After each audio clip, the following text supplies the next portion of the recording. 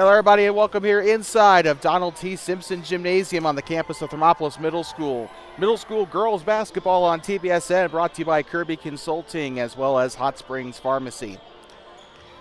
It's a battle, another battle of Highway 789 as the Thermopolis Bobcats host the Riverside Rebels of Basin, Wyoming.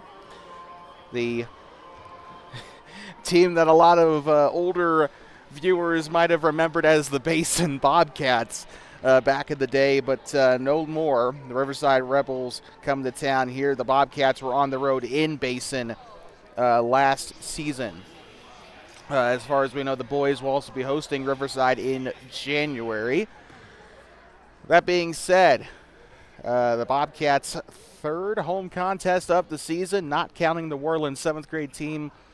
And so far, it's been kind of hit or miss. They hosted Rocky and won. They hosted Burlington and lost. And they also hosted Shoshone and lost. We're talking about the A teams mostly, but Bobcats hoping to even out the home streak here just a little bit in the prelude before the Fremont County doubleheader tomorrow against the Riverton Spartans and the Lander Sabres. Of course, we'll be in Fremont County for that tomorrow.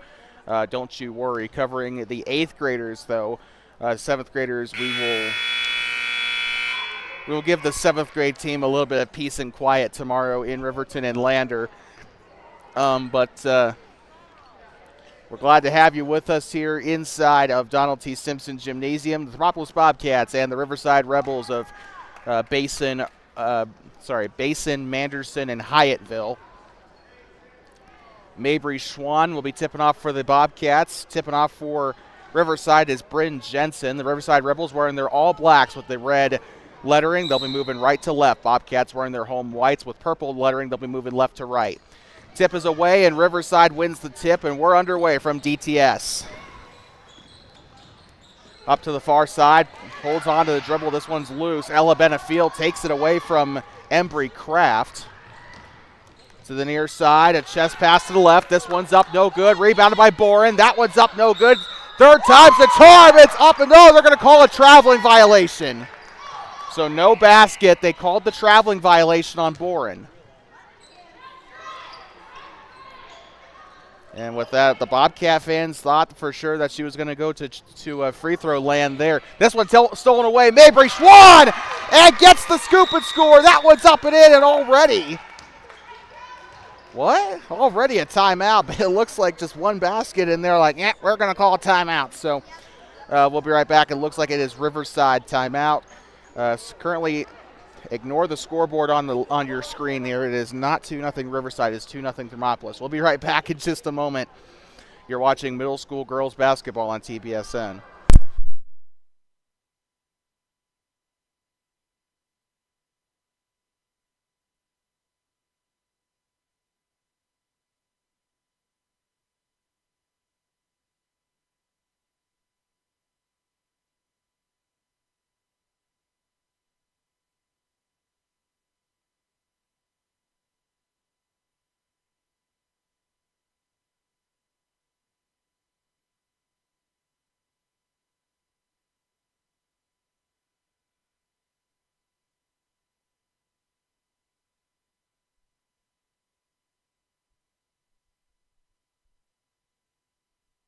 I'd like to welcome you back out of the timeout here. Riverside using their first of 5. Riverside Rebels and the Thermopolis Bobcats on Two Basins Sports Network. The future of the Bobcats here on the Voice of the Bobcats. It's been 10 days since we called a game for Thermopolis. We were up in Burlington last weekend on behalf of the Meeteetse Longhorns, where the Longhorns took on the Burlington Huskies. Of course, Meeteetse losing both the A and B games. B game for sure was a painful one to watch, but we're back in Thermop, and we'll be on the reservation tomorrow. And a traveling violation on the near side as Embry Kraft was responsible for that one, and now Ella Benefiel will inbound for the Bobcats. Bit of a sparser crowd than usual here today, but still quite a bit of Bobcat fans here. Can't really tell who's a Riverside fan and who's not, though. Down the far side, Mabry Schwann. Shot is up. Can't get it to go. Great rebound, though, by Whitley Godfrey.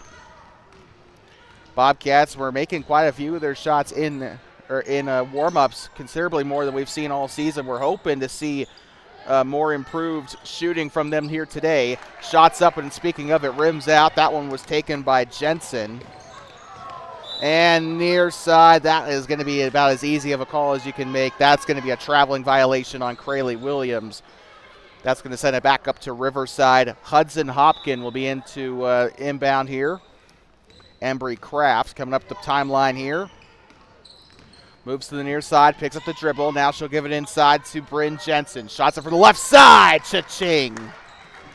Jensen with the first basket of the game for the Lady Rebels.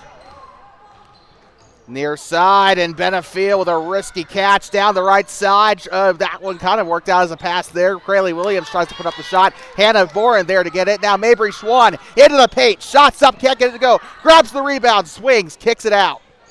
And now here comes Williams. Takes the jump shot from the elbow. Now Boren on another rebound. That one's up and no good. Fantastic rebounding work by the Bobcats, but they got to finish better at the rim. Ella Benefiel on the steal. Gets up far side. And now here comes Mabry Schwann on the pass. Down the left side. Shots up. Can't get it to go off the left. Off the side of the iron. And Mabry Schwann with the pickpocket. Raccoon hands. And now she'll pass right side. Benefiel lines up for the three. Ella Benefiel! And what a shot that was. And now taken away down the far side. Here comes Schwann. Down the left. Shots up and a foul. And she'll go to the line to shoot two. 5-2. Bobcats off to a hot start here in the opening quarter. We saw this, though, against another fellow Bighorn County team, a team that's just 20 minutes to the west of this team. Can they keep the streak going into the next couple of quarters? Mabry Schwann misses her first shot. She'll have another. Do believe we had a sub. I don't actually, Sylvana DeVries came on. Shots up and it's no good. Rebounded by Benefiel. That one's up and contested. Hannah Boren on another fantastic rebound. Going around the perimeter here. Now gives up to Sylvana DeVries. DeVries moves to her left side, trying to get by someone who probably has about half a foot on her there. Here comes Ella Benefiel. Now up to Crayley Williams. Shot is on its way. Can't get it to go. Benefiel on the rebound. That was up. Can't get it to go. Boren on the offensive rebound. It's up and it's in. Hannah Boren on her first basket of the game. That'll make it a 7-2 game for the Bobcats, and this one's going to go out of bounds, up, and just about takes out the athletic director. Ella Benefiel is going to get this on the inbound. This is a much better, more fluid team than we've seen just 10 days ago. It's amazing what that amount of practice can do. Shots up on the right side. Mabry Schwann up and in. Schwann now has, I believe, 4 points on the game. Heavy pressure in the backcourt here. She'll dump it off to Bryn Jensen. She'll bring it up past the timeline without much further issue. Now bounce pass to the left side. Into the paint, turns around, takes the shot. This one's up no good. Shot taken there by Whitley Godfrey of the Rebels. 2:45 to play in the opening quarter of the A game. Tries a shot on the right side. They're going to call a foul on the floor. Looks like it might have been a blocking foul down there for the Rebels. And this is going to end up staying here with the Bobcats. They're on the east baseline. Or no, check that. That would actually be the north baseline. Checks it in, and I don't know where she was throwing that, frankly. It was either Benefiel or Boren. That was the intended target. She just tried a one-hander like she was throwing a shot put. But that's going to give it on back to the Rebels. They'll inbound it here, 2:38 to play. Bobcats playing heavy full court press now. They'll move to the near side. Tries to turn around. That one's up no good. Hannah Boren. And Bryn Jensen, by the way, was the first one to score for Riverside. She tried to get 4 points there. Benefiel lines up the shot for three. This one's up no good. Hannah Boren on the rebound. She'll lob this one up. Shots up for the right side. Schwann on the rebound. That one's up and whoa, just did not go in. Kicks it out. This one up for two. And what a jump shot. It was not for three. She had a foot inside the arc, but still a fantastic shot nonetheless. Bobcats playing full court press. They'll go to the near side. Ella Benefiel trying to disrupt the pass. Moving to the right side. Now that one's swatted away by Mabry Schwann. Coming in to rip it away. And now they'll go to the right side. Tries the pass to Whitley Godfrey. That's going to go out of bounds up to the near side. 1:46 still to play here. Riverside with 2 fouls. The last one committed by Embry Kraft. That would have been her first personal. We got one checking in for Riverside. Into the Hardwood Hotel is Hudson Hopkin. Or sorry, check that. That is not her at all. That is actually Maisie George. Yep, it is Maisie George that just checked in for Riverside. Down to the far side, Mabry Schwann with the lane to the basket. Turns around, takes the shot, rims out. And rebounded there by Hudson Hopkin. Great defensive rebound there. Now still dipping up to the far side. Whitley Godfrey having to battle with Ella Benefiel and tries to get in there for the steal. Bobcats have had raccoon hands all day today. Now here comes Ella Benefiel. Now up to the middle side is Crayley Williams. She'll get up to the volleyball attack line on the nose of the Bobcat. Goes far side to Sylvana DeVries. Bobbles it, but she'll move right side.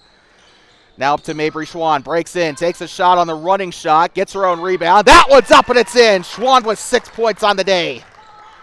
And she's had a heck of a game. And she's trying to get in there. Almost stole it away from the 2 of Embry Kraft. Now to the far side. Benefiel harassing her on the far sideline. Passes it to Kraft off of Godfrey. Now it's intercepted on the Bobcat head. Here comes down the right side and a foul. Looks like a blocking foul on the 2. Embry Kraft, I believe, will pick up her second personal, 3rd team foul for Riverside. 47 6/10 to go in the first quarter. It's 13-2. Gives it out to Mabry Schwann on the left side. It's up and it's in. Make that 8 points on the day now for the 8th grader. And the Bobcats still not letting off the gas. And they'll call for a reach in there on Ella Benefiel. Embry Kraft had a lot of problems trying to get that away, though. And Ella Benefiel has been problematic on the defensive end so far today. Then again, when is she not? Near side, here comes Hopkins. She'll pass it up to the far up near side to Maisie George. And here comes Ella Benefiel on the interception. Bounce pass to Mabry Schwann. Up the left side, up and in. If Thermopolis plays like this against Lander and Riverton, I think they'll be in great hands. Down the far side. Down the left side, takes a contested jumper. This one's up and no good. Rebounded by Sylvana DeVries. 10 seconds to go in the first. Down the near side, Williams bounce past the Boren. Shots up and it's in. Hannah Boren with her 4th point of the game. And the buzzer will sound as Embry Kraft just cannot shake Boren. And it has been the Mabry Schwann and Hannah Boren show so far today. We'll be back from inside of Donald T. Simpson Gymnasium. You're watching middle school girls basketball on TBSN, the future of the Bobcats, here on the Voice of the Bobcats. Thermopolis up 19-2 after a 10-day vacation. We'll be back in just a moment.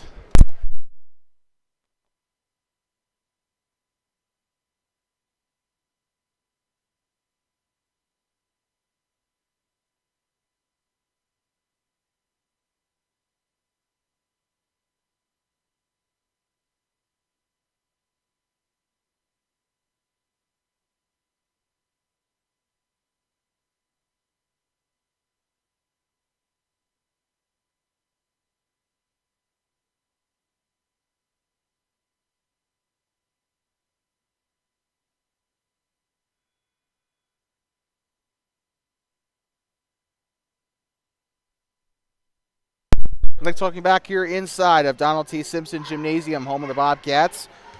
Before we start second quarter, I'd like to thank our sponsors, Kirby Consulting, your elite oil field professional since 2014, serving the Rockies and Western Plains. And also from Hot Springs Pharmacy.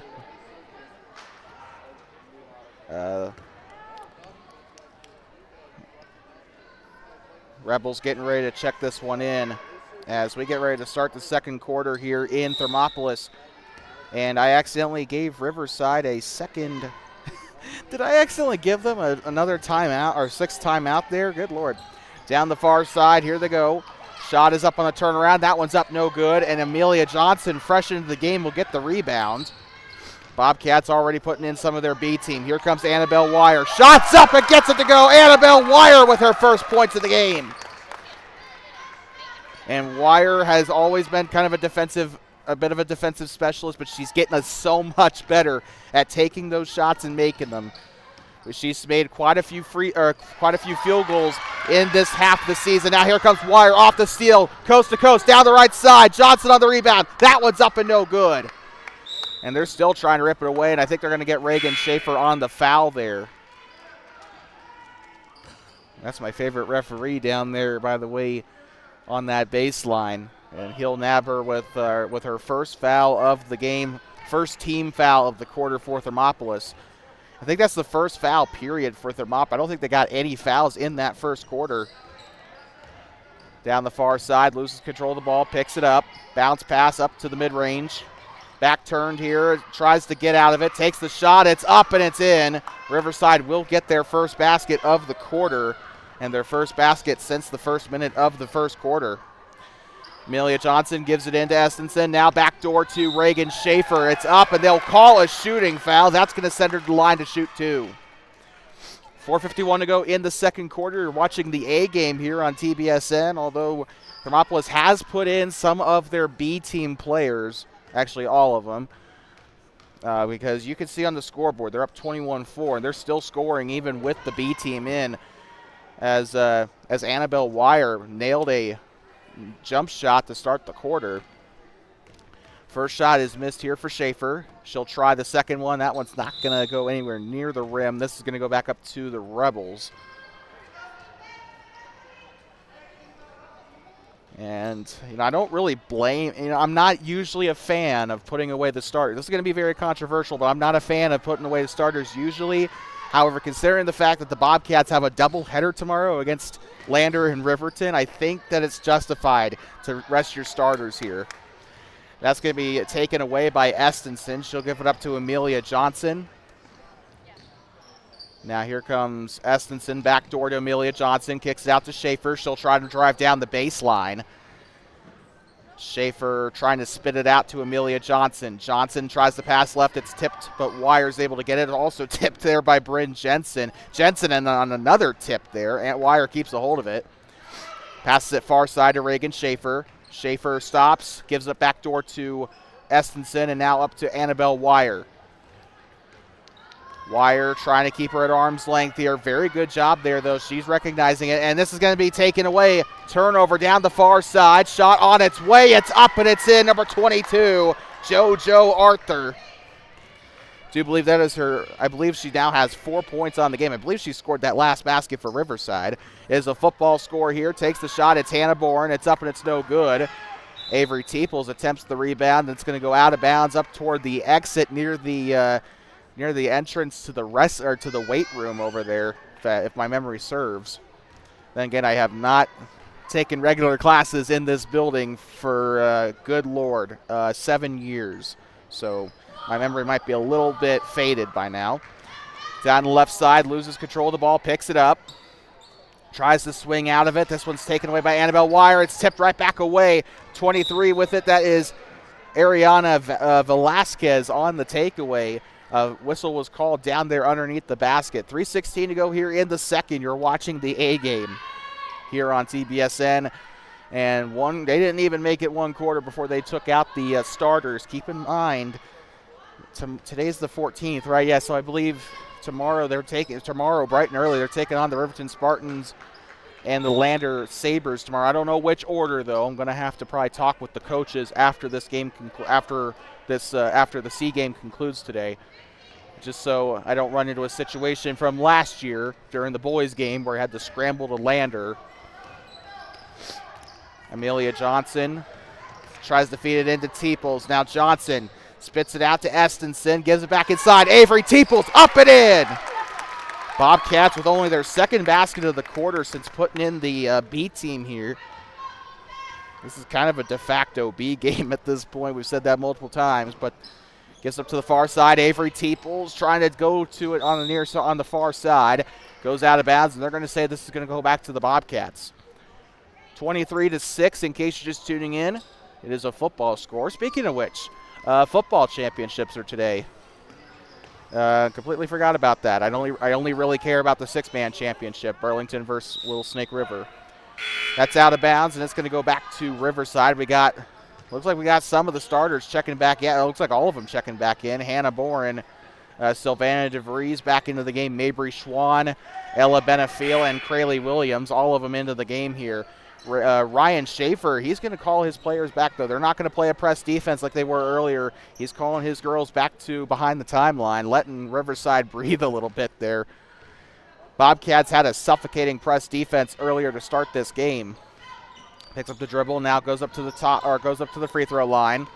Tries to swing out of it, takes the shot. This one's up and it's no good, off of Maisie George, rebounded by Crayley Williams.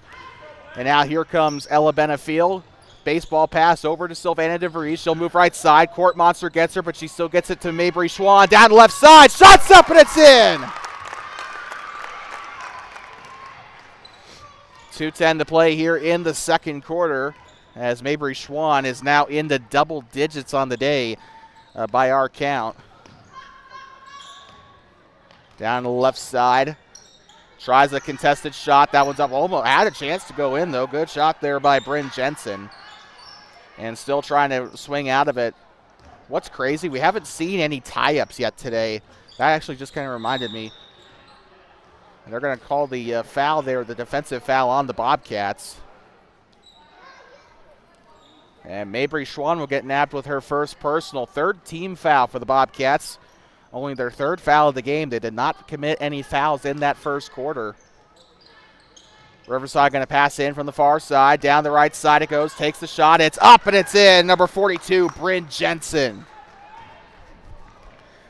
So Jensen will make things a little bit more palatable for Riverside. Near side to Ella Benefiel. Has a big lane to the basket. Shot is up and it's in. Ella Benefiel is able to score. She has 5 points on the game. She nailed one from downtown earlier in the game.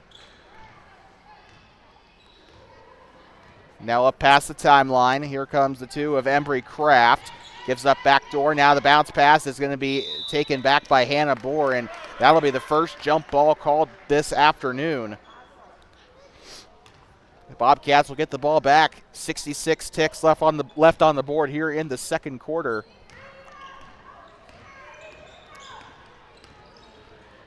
This is Crayley Williams now to Hannah Bohr. Big play down the right side. Up and in. Crayley Williams.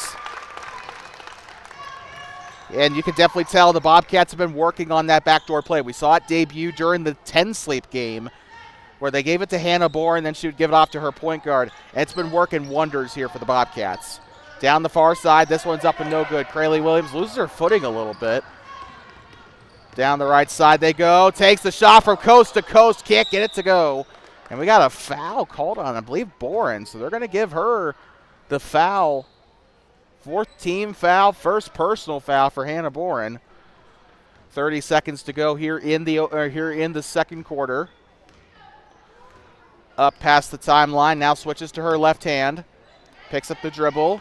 Now bounce pass. This one's intercepted by Mabry Schwann. Coming back down the near side. Schwann from coast to coast. Shot is up and it is in. 12 on the day for Mabry Schwann.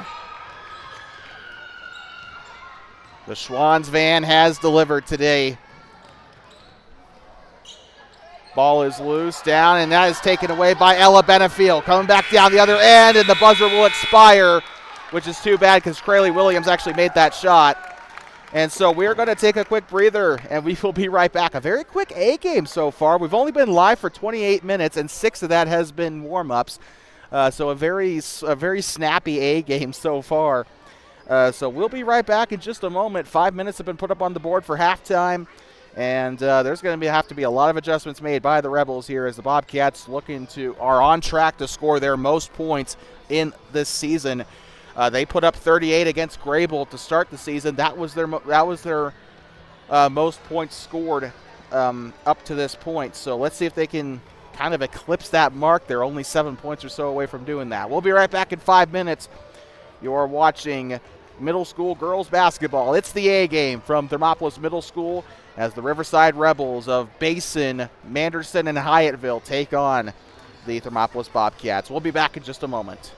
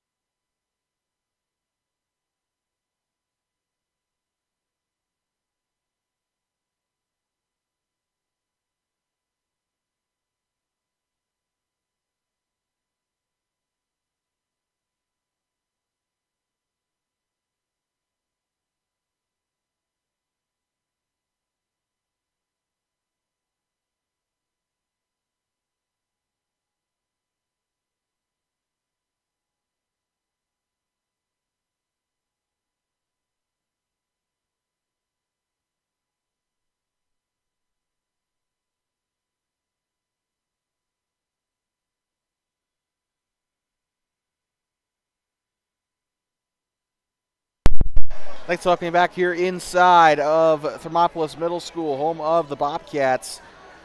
Here as we get ready to start the third quarter of action. I'd like to remind you today's game brought to you by Kirby Consulting, your elite oil field professional since 2014, serving the Rocky Mountains and Western Plains. Also brought to you by Hot Springs Pharmacy, the service you deserve from the neighbors you trust. And with that being said, we're getting ready to start this third quarter as the Thermopolis Bobcats take on the Riverside Rebels. And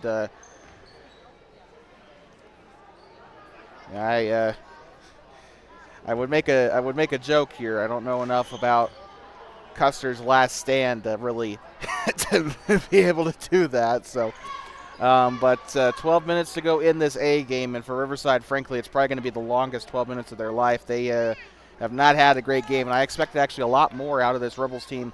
That being said, nothing's saying that they can't come back and win this, but, you know, near side, Ella Benefiel already giving them problems. Gives up to the near side. Pump fakes, tries a shot. This one's up. It's going to go off the left side of the basket. Hannah Bourne will get the rebound on the far side. Gives it up middle to Crayley Williams. She'll come up past the timeline. Williams far side to Benefiel. Benefiel moves to her left. Takes the shot from mid-range. This one's up, no good. Rebounded by Mabry Schwann. Shot's up and it's in. At this point, I think I've lost count. I think Schwann has 14 on the day out of 33. You could do the math, but that's just under half of the points scored by the Bobcats today. And Hannah Boren tipped and stolen away. Boren, chest pass over to Sylvana DeVries down the right side. Can't get it to go. Rebounded by the two of Embry Kraft. And Kraft honestly has been carrying this Rebels team today. Points were also scored by Whitley Godfrey and Bryn Jensen, I believe. Down the far side. Picks up the dribble, tries a shot, hits the front of the rim. This is going to go back up to Embry Kraft up near the Riverside bench. And now here they go up onto the left wing inside the practice key. That one slapped away by Crayley Williams and out of bounds up near the scorer's table. And it looks like it's going to stay right where it's at. Hudson Hopkin will head to the scorer's table to inbound. Actually, rather inside the, just barely on the practice court there. Gets it up near side now to the 22 of JoJo Arthur. She'll give it up near side. Takes the shot. It's up and can't get it to go as it hits the side of the rim. Here comes Mabry Schwann on the rebound. Calling for the pass is Sylvana DeVries, and she'll get it. Now passes up to Ella Benefiel. That one's up no good. Hannah Bourne on the rebound. It's up and it's a foul. 33-8 here as the Bobcats continue to try to, just continue to keep the tempo here. And remember, trying to send a bit of a message here coming into the games against Lander and Riverton tomorrow. Shot on its way. It's up and no good. But just another reminder, we will be on site for that in both Riverton and in Lander on behalf of the 8th grade teams. Shot is up and it is no good. Both free throws missed by the Bobcats. I guess that's another area that they could really use some work on is getting some of those free throws. They've had mixed success with them this season. Near side, falling to the floor to get it. And this one's going to be a shot up by the 42. Rebounded. This one's up off the side. No good. It's going to go as a foul to for the Bobcats. That's going to stay with Riverside. I do believe it was, I want to say that it was Maisie George on that last shot before the whistle. Pump fakes the inbound, and now she'll give it in. Ball is loose. It'll roll out of bounds. It'll stay with Riverside. The pass was intended for Embry Kraft. We got one checking in for Thermopolis. It is Avery Teeple. She'll come in for Hannah Boren as Boren sprints to the locker room. Far side. This one's tipped and stolen away. Mabry Schwann down the right. It's up and it's in, and she has just been like a runaway truck in the Bighorns. Up past the timeline here. Near side, tipped and stolen away again. I believe this is Crayley Williams this time. Tries the layup. It's going to be no good. Gets her own rebound, though, with a little bit of help from Benefiel. That one's up and no good. Ella Benefiel keeps it inbounds. Now here comes Teeples. Crayley Williams down to Mabry Schwann. This one's up for three. It's up no good. We saw Mabry Schwann during warm-ups during the pre-layup things. Oh, timeout Riverside, by the way, but we're going to stay on the air. We saw Mabry Schwann during warm-ups chuck up a couple of threes, and she's been doing that quite a bit, practicing some of those threes before games, and she hasn't. I don't think she shot any threes before that moment, but she tried. She almost got that one to go. So this team's trying everything they can to try to expand their game, and just over the 10 days of practice that they had from that last game, I forgot who they played, Shoshone. From that Shoshone game, this team has definitely gotten a lot better, a lot more fluid. They're making a lot of their passes. A lot of the complaints they had in that Shoshone game have mostly been quashed. They're finishing at the rim a lot more. And that was the thing they had against Shoshone. They could have easily beaten Burlington, and they could have beaten Shoshone had they made their shots. Their defense has been outstanding all season, and this is a prime example of that. They've got a lot of they forced a lot of turnovers from the Rebels today. And they did the same thing against the Burlington Huskies, and they did the same thing against the Shoshone Lady Blue. And again, those games I firmly believe would have been won had they finished at the rim. And they have gotten I'm a little worried about gauging them here because we still got two big teams coming up, Riverton and Lander. Those two teams are going to test the Bobcats, but I don't know. This team is not quite the same from what we started with. They're finishing at they've definitely improved on the close range stuff. They're a lot more brave about some of the shots they're taking. We're seeing some. We saw the 3-pointer from Ella Benefiel and the almost three from I can't remember if it was DeVries or Williams. I think it was DeVries, but it was Williams that had that almost 3-pointer, right? And then Annabelle Wire scored her field goal as well. This team is getting better. Mabry Schwann with it. Bounce pass to Craylee Williams. Tries a contested shot. Gets her own rebound. It's up no good. Schwann on the step back. That one's up no good. And Riverside will finally get it back. Embry Kraft on the rebound for the Rebels. 2:56 to play in the third quarter of the A game. We do have a B and I presume a C game coming up now. I'm a little bit nervous about that because when we were in Riverside for the boys last year, it was advertised as an ABC game, and then the coach at the time, Jennifer Werbelow, for the Bobcats, shot is up and in, by the way, for the Bobcats. The Bobcats coach for the boys last year told us that Riverside had to forfeit their C game. So I'm kind of worried about that, whether looking like an idiot like I did in Worland. Passing to the right side. Here they come. 2:19 to go. Picks up the dribble. Now spits it back out to the right side. It's up in a... Ooh, I couldn't see it very well. I can't tell. I think it might have been called a jump ball there. We got 4 subs coming in for the Bobcats. Pretty much using all but one of their bench there. Amelia Johnson into the game.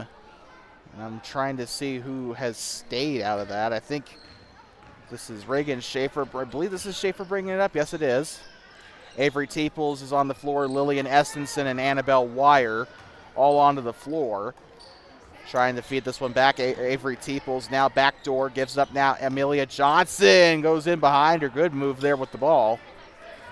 Did not expect to see that kind of handiwork there. 1:50 to go here in the third. 37-8. Here comes Lillian Estenson. She'll take the shot. It's up and it's no good. Rebounded on the left side. It's up and in. Annabelle Wire. 4 points on the day.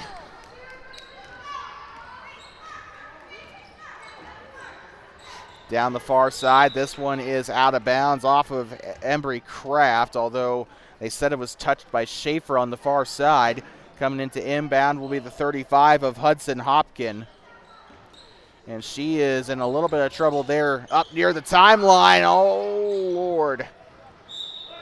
That's going to go out of bounds and also go back to Thermopolis. I thought for sure they were going to give her a backcourt there. She had her foot right there on the timeline, but her heel was practically on the other end of the floor.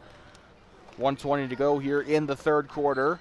Amelia Johnson gives up to the far side. Here comes Estenson. Shot is up, can't get it to go. Teeples on the rebound. That'll go in behind the basket. They'll keep it with Thermopolis.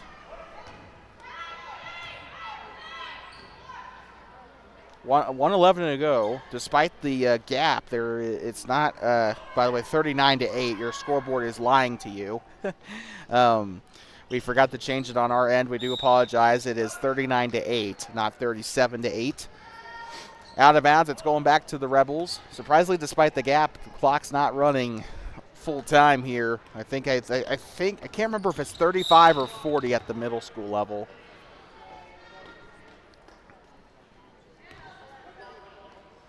We almost got to see that running clock in Worland back in October, though. They'll pass this one in on the near side. Here comes Embry Kraft. Where did I get Scott from? He tries to pass it right side. It's going to go out of bounds and back to the Bobcats as she intends it there for JoJo Arthur. 57.3 to go in the third quarter.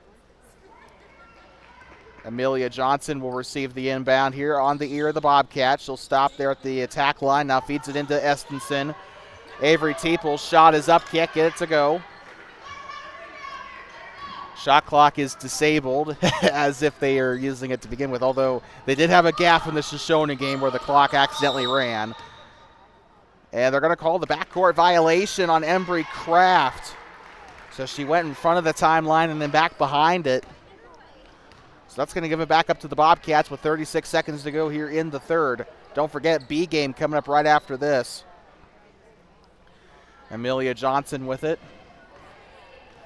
Johnson on the Bobcat head. She'll give it up to Estenson. Estenson backdoor here. Amelia Johnson up and in. And where did she come from?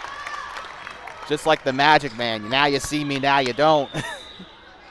41-8. It is a six-man football score here in Thermopolis. And here comes Avery Teeples down the far side. By the way, that statement was extremely ironic because Riverside actually does play six-man. Up past the timeline. This one's tipped into the backcourt. And that's going to be the end of the third quarter, 41-8, as the Thermopolis Bobcats there's just no words in the English language to describe this. 41-8 here. We'll be back in just a moment for the start of the fourth quarter. Do not go anywhere. More middle school girls basketball coming back right after this.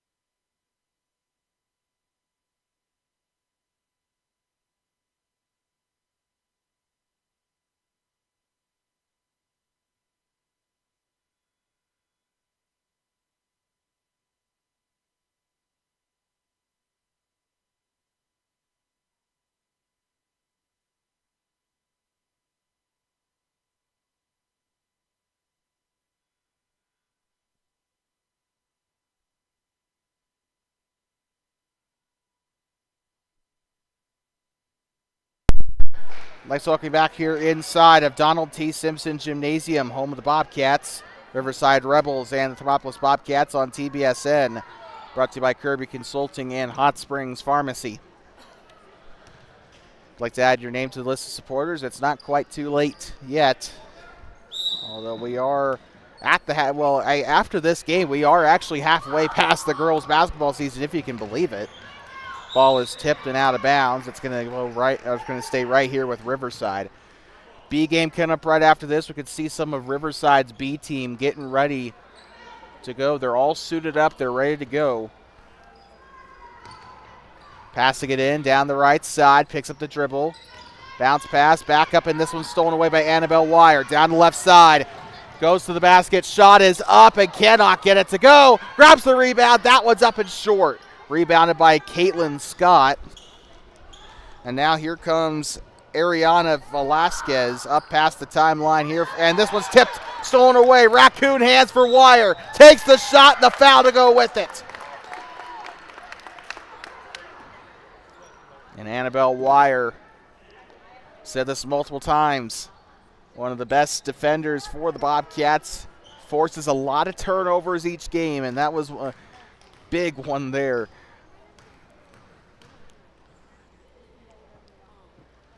Shot on its way for Wire. It's up and no good. Wire trying to get her 5th point of the night.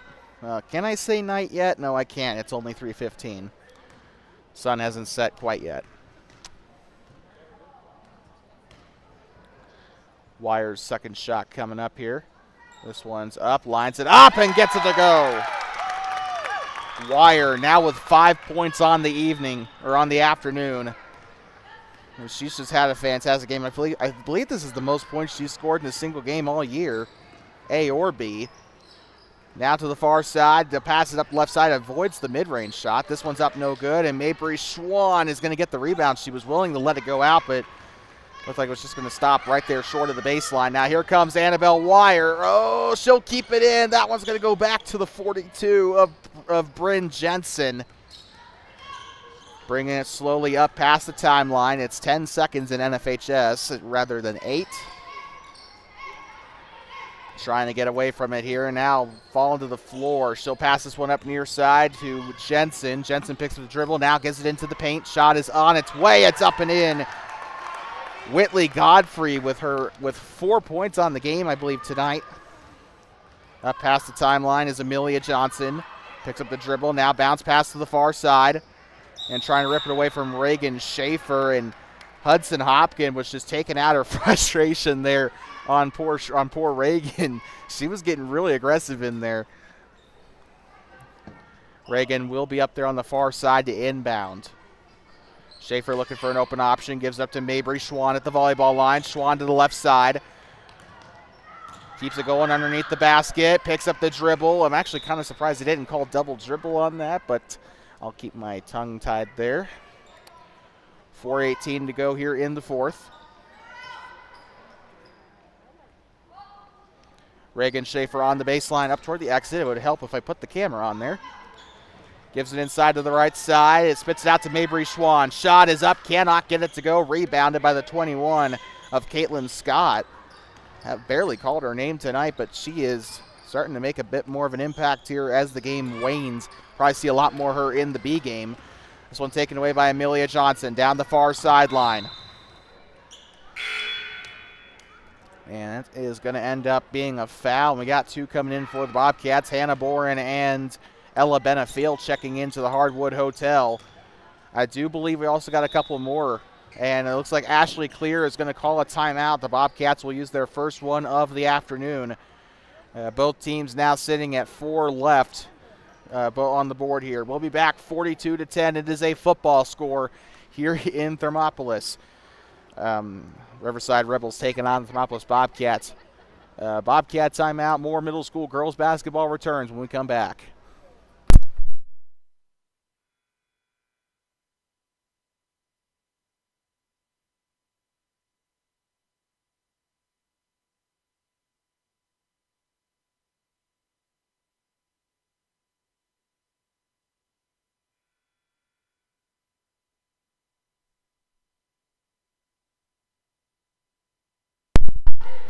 I'd like to welcome you back here inside of Donald T. Simpson Gymnasium, home of the Bobcats. One more time, I'd like to thank the people that are funding my caffeine habit. I'm just joking. Hot Springs Pharmacy and Kirby Consulting, proud sponsors of Two Basins Sports Network coverage of middle school girls basketball. But no, seriously, I'm running off of caffeine and dreams right now. I did not sleep last night. Shot is up for Hannah Bourne, up and no good. Shot is up left side, no good. To be fair, though, wouldn't be the first time I've called a game sleep deprived. I was actually, when I was in Burlington last week, I was running off of no sleep. That was probably not the safest thing to do, but I made it home alive. There's that. 3:39 to go here. Passes it left side. And it's going to be a loose ball inside the paint, stolen away. Ella Benefiel with it. She'll stop at the timeline and go a little bit slower, but here comes Crayley Williams as she receives the pass. Now gives up to Hannah Bourne. That's another thing they're going to need to work on. Now here comes Sylvana DeVries down the right side, up and in. And DeVries has got a couple of points, or has got a couple of baskets tonight. 44-10, still a football score. although it's looking more like a 6-man football score than 11-man. Bounce pass to the left side. This one's taken away. Down the left side, Mabry Schwann. Now right side to Sylvana DeVries. This one's up and takes another shot. That one's up and in. Crayley Williams with basket. Speaking of 6-man, by the way, we do extend a good luck to our fellow Bighorn Basin teams, the Burlington Huskies, as they take on, I believe it's Little Snake River for the 6-man title tomorrow morning. So from one Bighorn Basin team to another, good luck to Burlington. Also, I guess reluctantly I have to say this, but good luck to Bighorn as well in the 2A championship as they take on Mountain View. Takes the shot from the 3. This one's up and no good. Rebounded there by Mabry Schwann. Also, I think in like 40 minutes, another Bighorn Basin team is going to be in the 3A state championship. The Cody Bronx, I believe, are taking on the Star Valley Braves, I think it is. Yeah, I think they're taking on Star Valley. So good luck to Cody, Burlington, and Bighorn. As for 4A, I couldn't care less. 2 minutes to go here. Trying the back door. That one's ripped away down the near side, and that is going to be picked up again. The Rebels will keep possession for now. 46-10 with 1:56 to go. TBSN player of the game coming up here just in a couple of seconds. Ball is loose, and it might be a tie-up. No, it will not. Crayley Williams will roll. Well, that's not going to be the only thing rolling. It's going to be the wrists that are rolling off the referee because that was a travel for the Bobcats. 1:47 to go. Might as well give you our TBSN player of the game. That's going to go to Mabry Schwann. Ella Benefiel, Crayley Williams, and I'm going to say Hannah Boren are your honorable mentions today for Thermopolis. Honorable mentions today for Riverside are Whitley Godfrey, Bryn Jensen, and Embry Kraft. Down the left side, Crayley Williams up and in with the one-handed layup. This is just shades of the 2024 A team now with the scoreboard here. Just some life just has been injected back into this A team. And hopefully, hopefully they can carry that confidence heading into the game against Riverton and Lander. Again, we do not know the order. We will ask the coaches after this game concludes, provided they're still in the building when we wrap up. If not, then Brandon Daramini could probably give us a couple pointers. That one's going to go out of bounds. It'll go back to the Bobcats. 1:04 to go. You can see the B team in frame. They're at the girls' locker room. They're ready to go. Ella Benefiel now a pass to Sylvana DeVries. Now here comes Hannah Boren. Takes the shot. Cha-ching! Well, I think it might be running clock now. It is a 40-point game. 50-10. Up past the timeline. 42 seconds to go. Switches to her left hand. Picks up the dribble.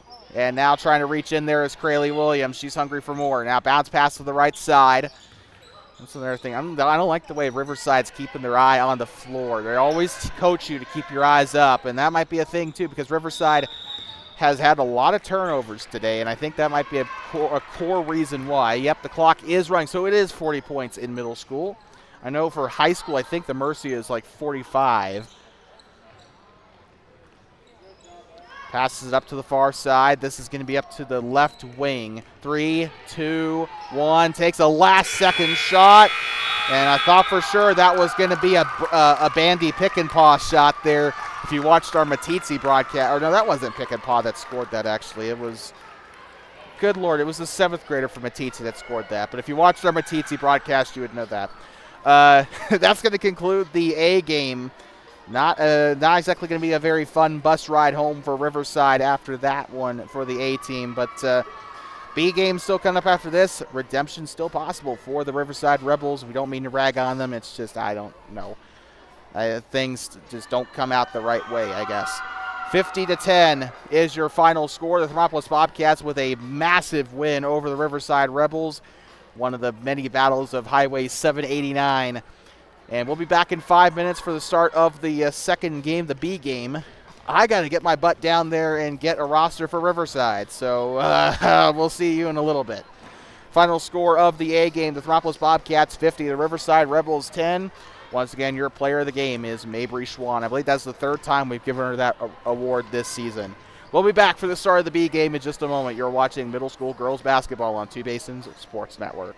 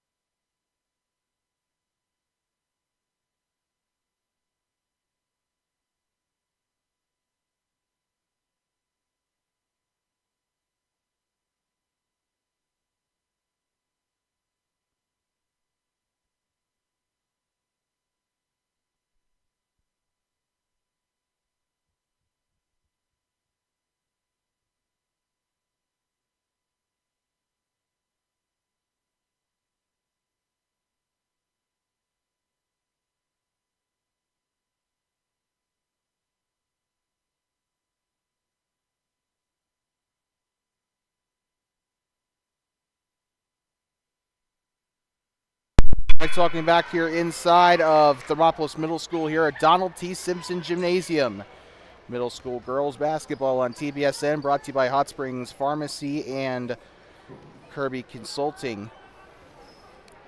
Also, because we just checked chat, we'd like to remind our audience to please be respectful. These are kids. These are 13 to 14 or 12 to 14-year-old kids, not WNBA players. Please keep your rude comments about the players to yourself.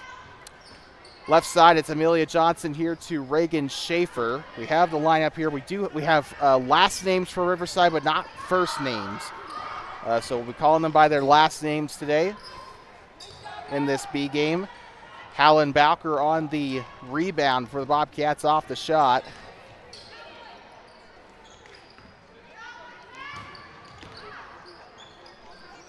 Down the right side, Hallen Bowker takes the shot. This one's up, no good. And rebounded by the 33 of George. Now they'll bring it up past the timeline here. Gets low. We forgot to change the letter on our thing. We do apologize. We also forgot to replenish the timeouts. Shot is up. Cannot get it to go. And it's going to be a dogfight down there to get to the ball between Hallen Bowker and, I want to say that's Grace Vanderplug.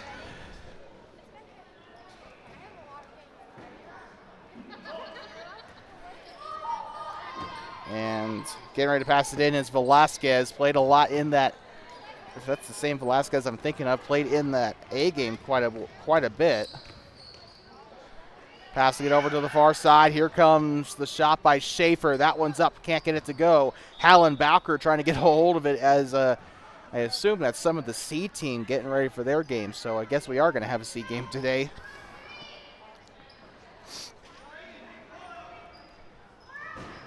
Bobcats going to get ready to go on the baseline here. 4:56 to play. First minute is gone. Shot by Annabelle Wire is up and no good. Had 5 points in that A game. That one's up and no good for the Bobcats. Vanderplug on the rebound. Out of bounds. It'll stay right here with the Riverside Rebels. Velasquez lost control of the ball there. Number 21, Scott, headed to the far sideline. And that was intercepted by Amelia Johnson down the right side. Shot on its way. It's up and in. Amelia Johnson breaks the ice for Thermopolis. And the Bobcats will take the lead 2-0. Trying to keep the domination going. The A team, if you saw that, 50-10 was the final score.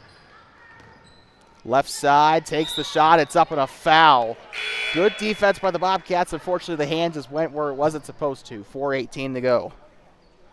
It will be the first team foul for the Bobcats. First personal for Hallen Bowker. It looks like they're going to call that on her. Ryan Schaefer also giving her some pointers there on the far sideline. Trying to get the number of the free throw shooter. Shot is up and it is no good. Number 45, Vanderplug, is your free throw shooter here. Hallen Bowker switching sides with Wire, Annabelle Wire. Bowker and Estenson will be your rebounders for the Bobcats, as will George and Velasquez for the Rebels. Shot on its way for Riverside. It's up and no good. Rebounded by Lillian Estenson, the 8th grader. Now here comes Amelia Johnson. Picks up the dribble. Now gives it over to Annabelle Wire. Shot on its way. It's up and no good. Bowker on the rebound. That one's up, and that's a foul. 2 shots coming up. Well, Riverside had some free throws. The Bobcats felt left out, so they decided to draw a foul of their own. 2-0. Still a soccer score here in Thermopolis. The foul was committed, by the way, it looks to be by George. Her first personal, first team for Riverside. Hallen Bowker will be taking the free throws for Thermop. Shot on its way off the front of the rim, no good. And Hallen Bowker has been the queen of contact this season. She's drawn a lot of fouls resulting in free throws as that one rolls around for a royal flush, and Bowker will get her first point of the afternoon. By the way, somebody opened the door exiting the building. We saw that the sun is kind of starting to set a little bit. Not by much, although it is 2:30 in the afternoon, so take that with what you will. Bounce pass to the right side. Number 33 with it. We believe this is George. And it's going to get tied up down there as Lillian Estenson and Reagan Schaefer try to get in there to rip it away. Again, please, if you are just now tuning in, it is 3-0 Bobcats. Also like to remind our audience in the chat as well. We did have somebody disparage some of the A players. I don't know if they were talking about Riverside or Thermopolis. It doesn't matter. These are 12 to 14-year-old kids, so do not, don't be too harsh on them in the chat. Please follow the 307 way, whether you're in the stands or watching on the air. I can't believe I have to say that. Shot is up on the right side. It's up no good. We had some brain-dead moron come into our chat during the 2024 Girls Conference Championship game in Cali last year between Thermopolis and Grable, disparaging the players there, and that still ticks me off to this day. Up the right side, shot is up and in on a bank shot. Riverside will get their first points of the game. Couldn't see who got the shot, though. I do believe actually it might have been Suter that got that for Riverside. Double dribble called on the Bobcats. This is going to go right on back to the. It's going to go right on back to the Rebels. 3 minutes to go in the first. So already halfway through. A game went by pretty quickly. We've been live for an hour and 11 minutes. Usually by this point, when the B games tip off, it's usually an hour and a half. That A game went by super quick. Now, of course, that was aided by the fact that there was pretty much a lack of fouls and whistles to begin with. There were only a handful of jump balls. There were also, not many fouls committed by either side. So that really helped with the pace of play in that A game. Reagan Schaefer giving it inside now to Estenson. Shot on its way. It's up and in. By the way, we do apologize. There were a couple of Riverside fans that were trying to find their seats, so we do apologize about that. And the tip here by, I think that's Annabelle Wire, down the left side, takes the shot, and they'll call the foul. Wire scored a point off of a free throw in that A game. So let's see. I think, she was called on the shot there.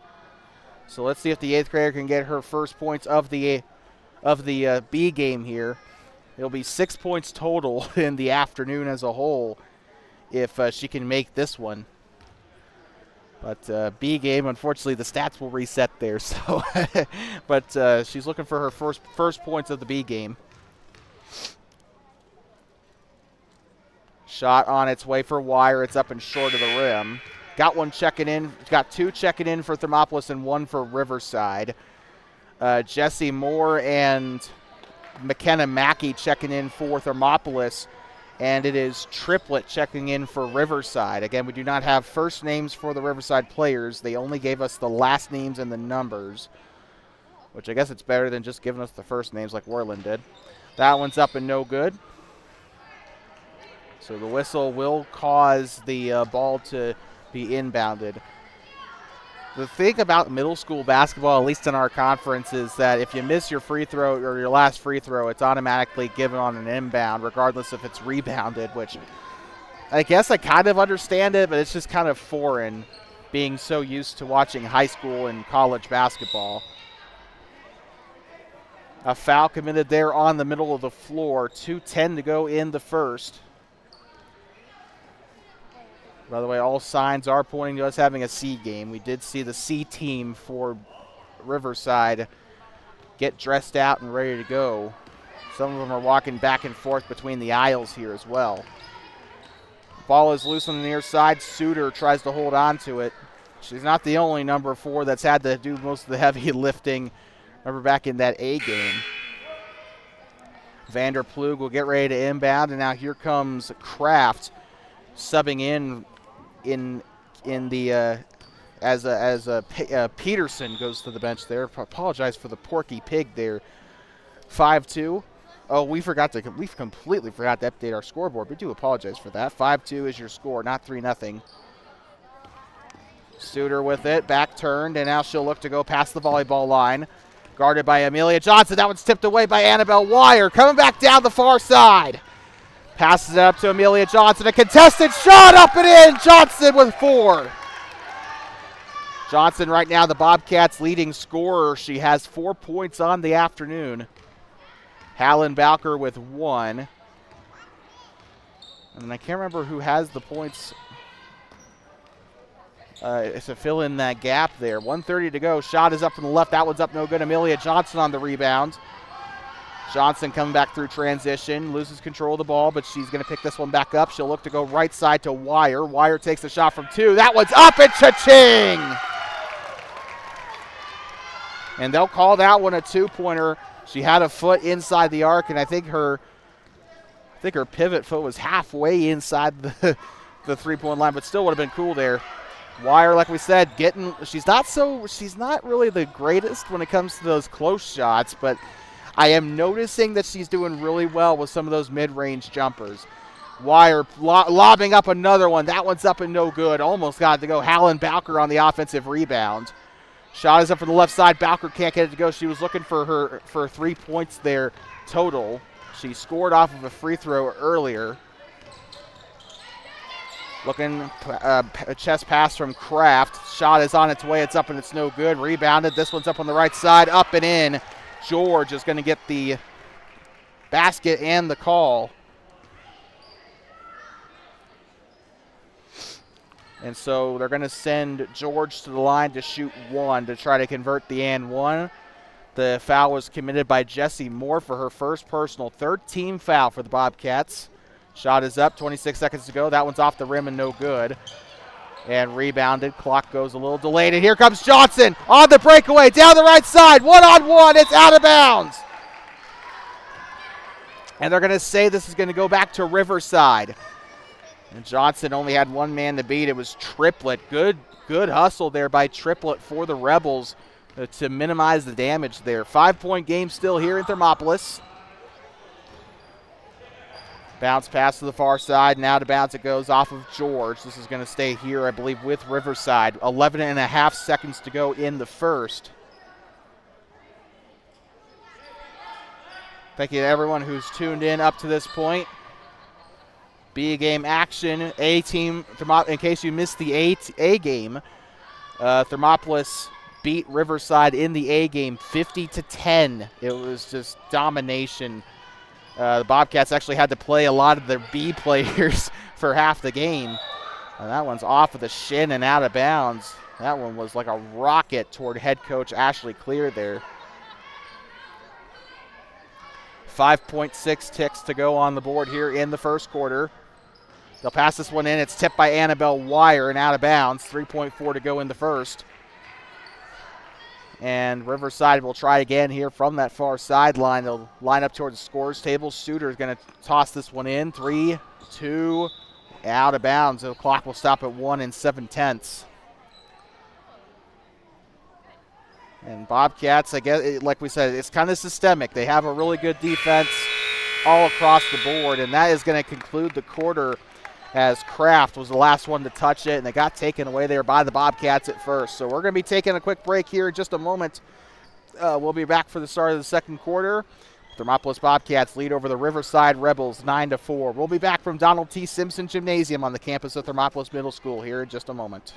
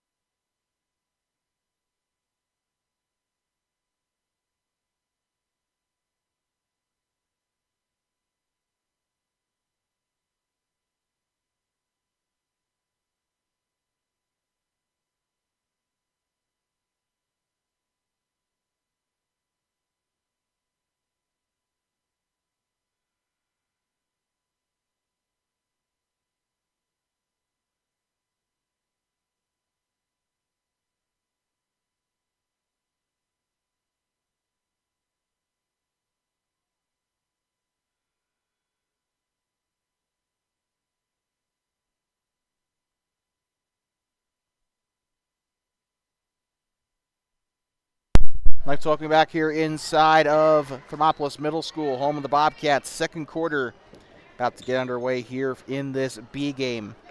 Thank you everybody for tuning in up to this point. It's been a pleasure to have all of y'all here. We hope you're enjoying a beautiful game of basketball, or a beautiful day of basketball here from the hot city. Back underway here, 6 minutes to go.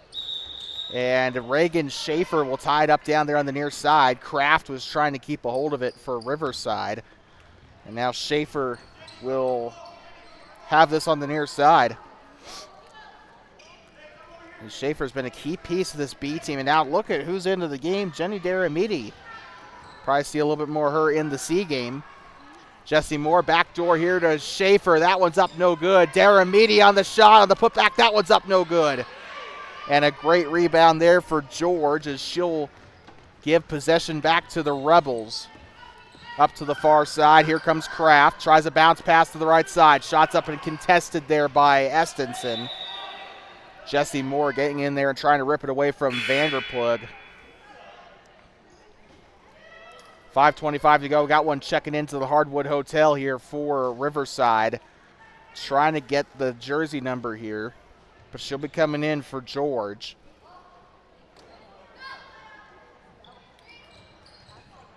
Number 35. We'll get her name here in just a moment. Here comes the 5. Or sorry, no, the 2. I apologize. Kraft. Gives it up now to Suter. Suter trying to go back behind, and this is going to go up into the backcourt. They'll call it poked loose, so that will be legal there in the backcourt. And Riverside is going to call a timeout, so we're going to take another quick breather here in the second quarter. 5:04 still to play. You're watching middle school girls basketball on Two Basins Sports Network, the future of the Bobcats, here on the voice of the Bobcats. 9-4, Bobcats still lead.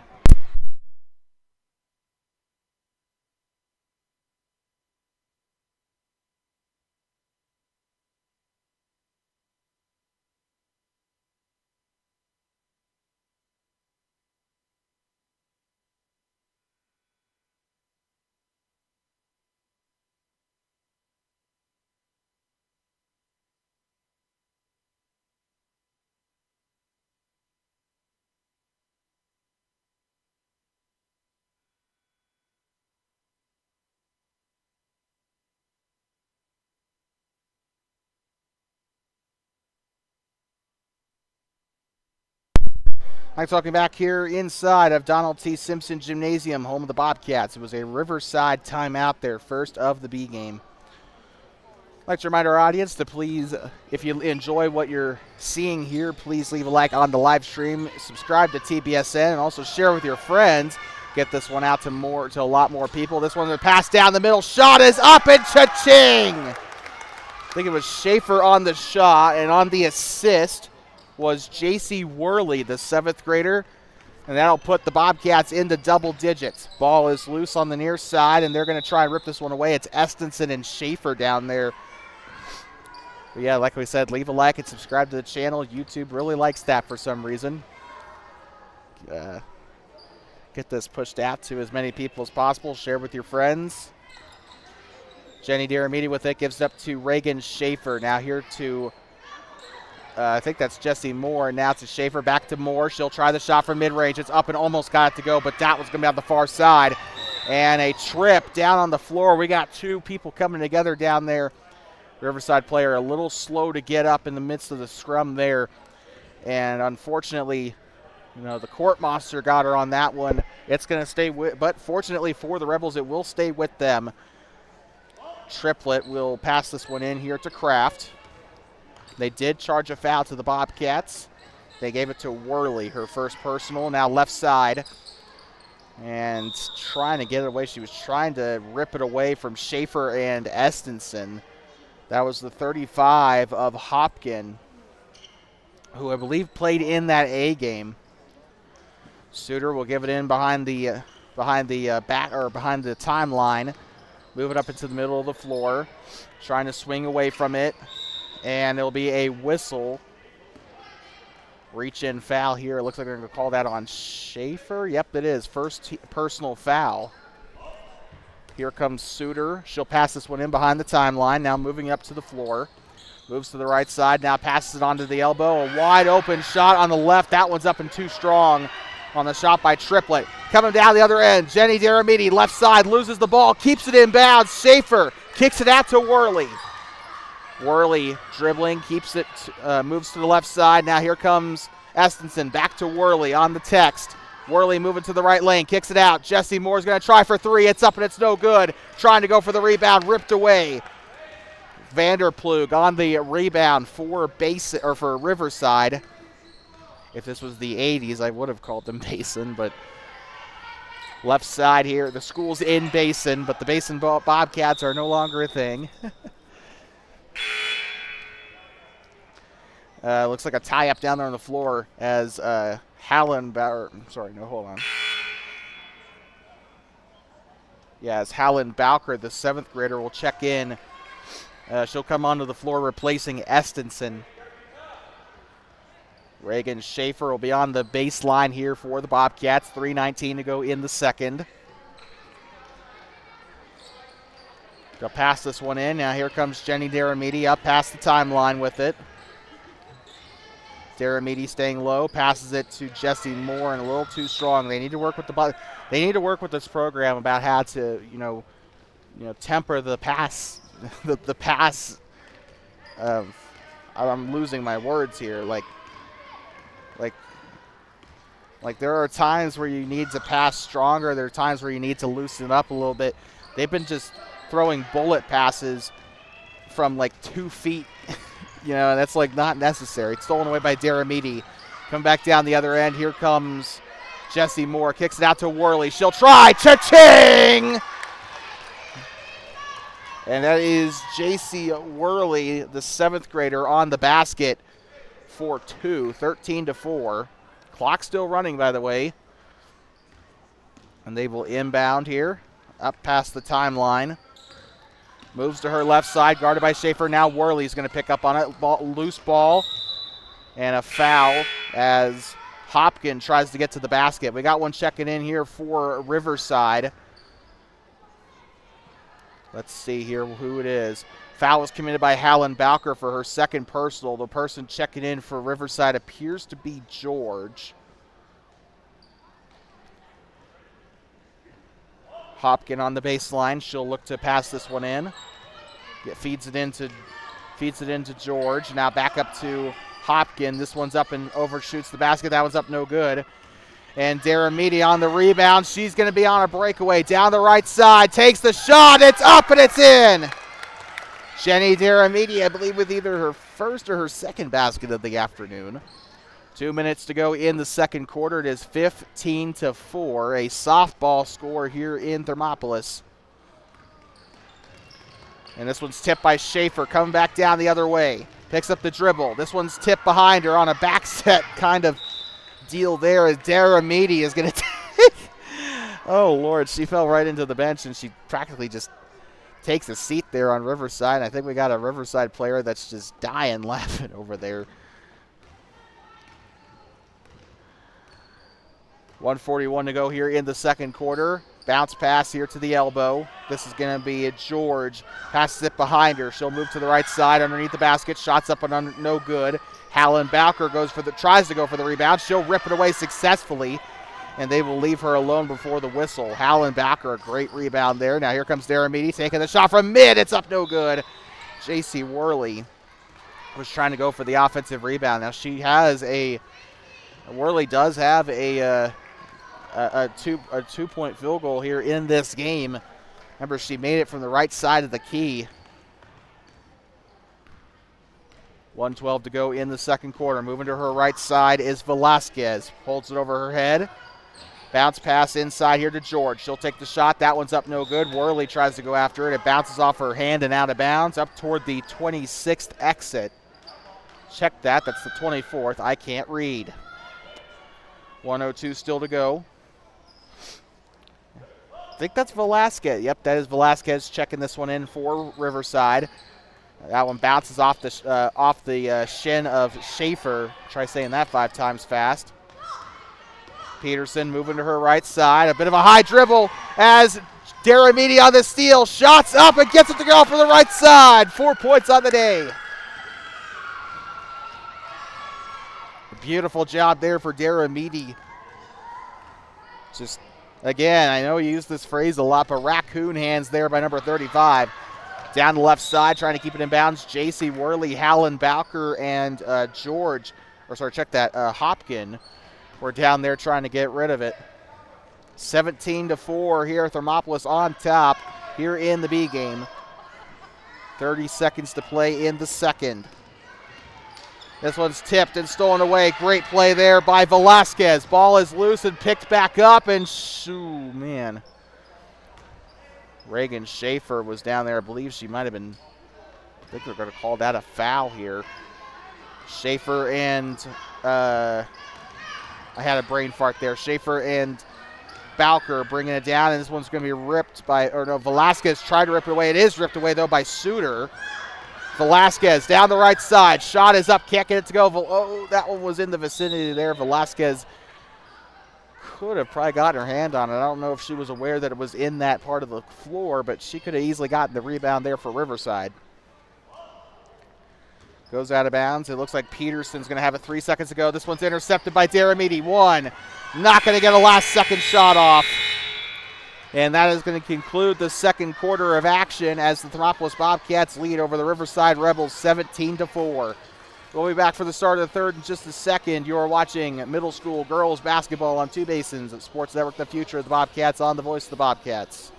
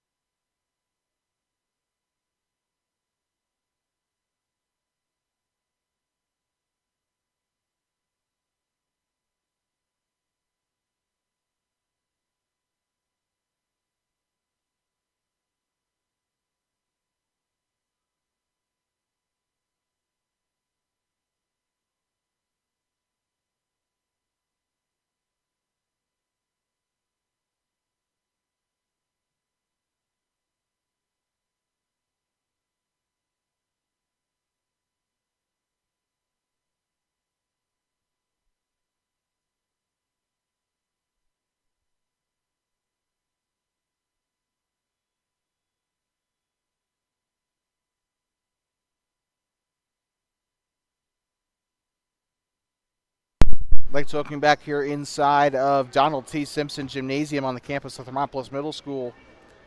Second half about ready to start here. It is 17-4. The Thermopolis Bobcats on top over the Riverside Rebels. And it's been a great game up to this point for the Bobcats. The day as a whole has been great to the Bobcats. The A team winning 50-10 over the Riverside Rebels. B team, or they are looking to repeat a similar result.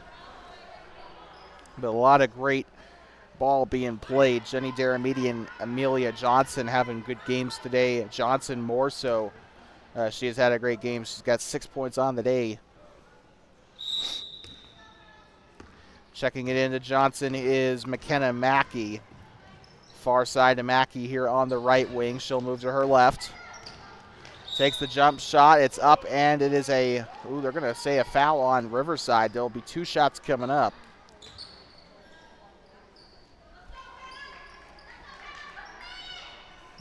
By the way, we are officially halfway through our coverage here today. Here from DTS. We'll be on the road tomorrow in Fremont County.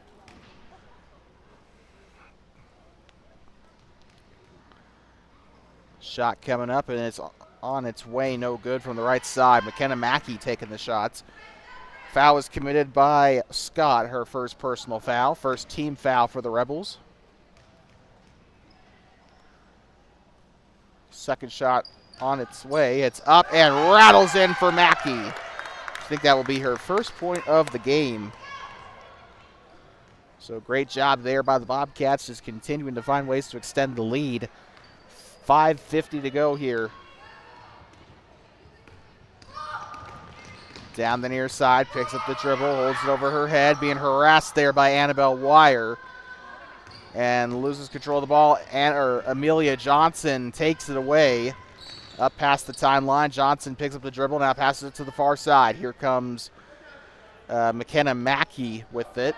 Looking to pivot out of it. She'll find a way to the middle of the floor. Takes the shot up, no good. Down the right side. That one's up and in. Jessie Moore converts the shot for the Bobcats.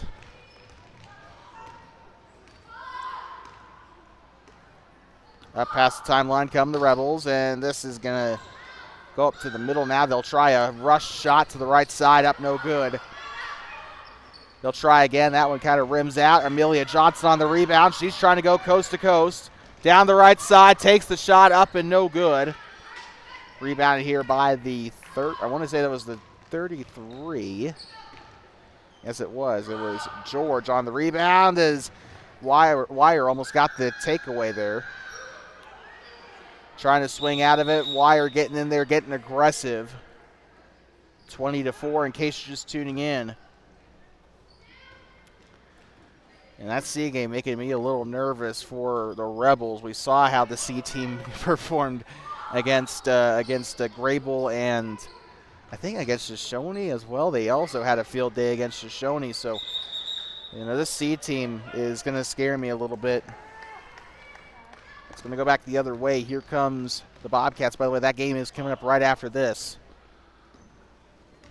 Amelia Johnson up past the timeline. To the far side is Wire. Now to Hallen Bowker. Shot is up and rims out. In and out for Bowker, but a good shot either way. 4:14 to go. Now they're moving to the left side. Ball is tipped loose by Wire. Now tipped by Bowker. Near side. Trying to chase it out. It's going to go out of bounds off of Riverside, and it will go back to the Bobcats. Checking into the Hardwood Hotel here for Riverside. Trying to get the number here. It appears to be Triplet checking back in. She'll be coming onto the floor for Scott. Still broad daylight outside, by the way. 3 o'clock local here. I do still assume that Riverside will be traveling back home in the dark, though. Shot is up for Wire. That one's up no good. Rebounded here by Velasquez. Up past the timeline. Wire just screaming in her face, trying to get the ball out of it. Up to the far side. It's up at a foul. 2 shots coming up. We do believe that is going to be George going to the line to shoot 2 here for Riverside. It'll be the first team foul of the half for the Bobcats.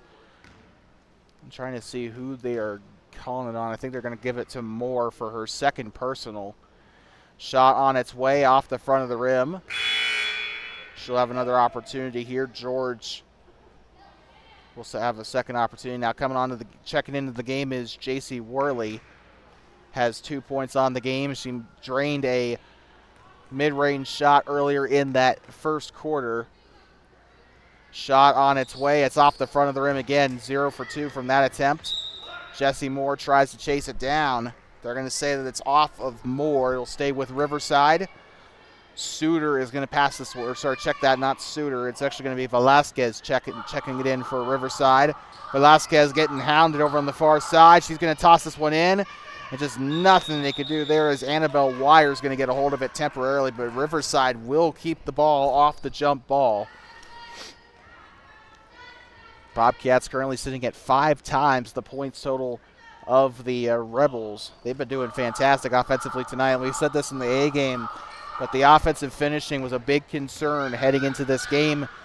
Shot is up and gets it to go. What a shot. We believe that was Vanderplug that got that shot to go.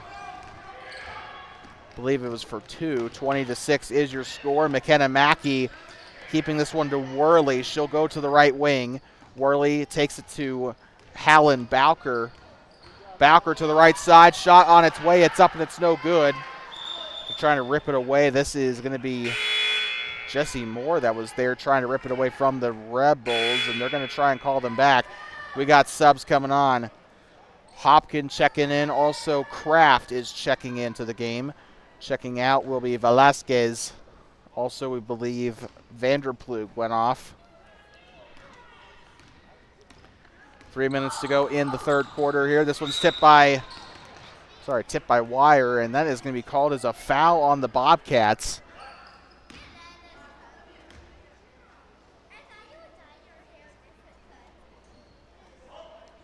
Checking it in will be Suter. She'll give it in now to Kraft. Kraft on the Bobcat head. Picks up the dribble, looking to give it away. Now this is going to be a jump ball as Annabelle Wire gets in there, tries to take it away.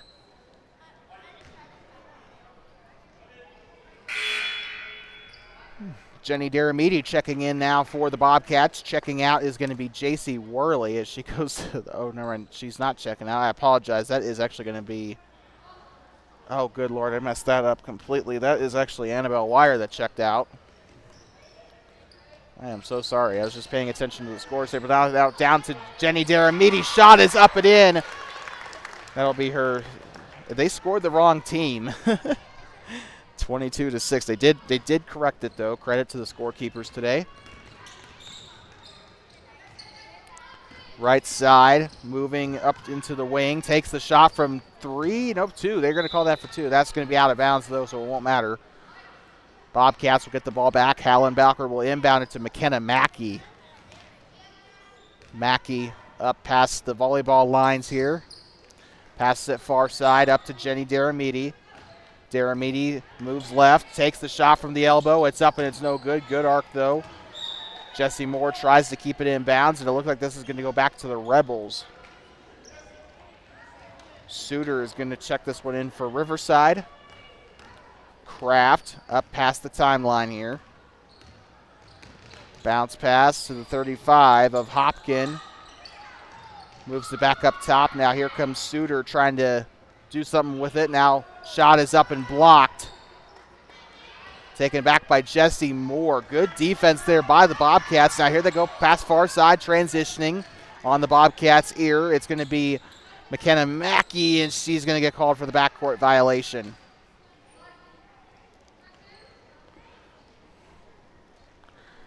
They're going to send Suter back up toward the scorer's table to inbound it for the Rebels. 1:50 to play here. Picks up the dribble, passes it right side, just barely gets to Hopkins on a risky pass. Shot is up and gets it to go. Triplet on the basket. And she'll also get a free throw to come up for her trouble there. Should be 22-8 here once they update the scoreboard. Foul committed by Jessie Moore for her third personal foul, third team foul for the Bobcats. Triplet will be trying to convert the and one here. This one's up and off the front of the rim, no good. Gets her own rebound. That one's up underneath the rim and out of bounds. This is going to go back to the Bobcats. As trying to rescue it there, I believe was George. Nope, check that. It was actually Hopkin that was trying to rescue it. Mackey passes it to Deramiti. On the free throw line, back turn, feeds it up there. Shot is up by Moore and no good. Foul called on the play though. Two shots coming up for Jesse Moore.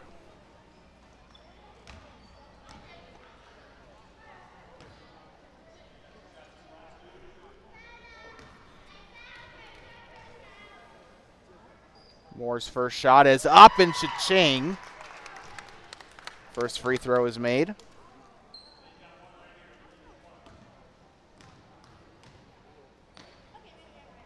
Shot is up and can't get it to go.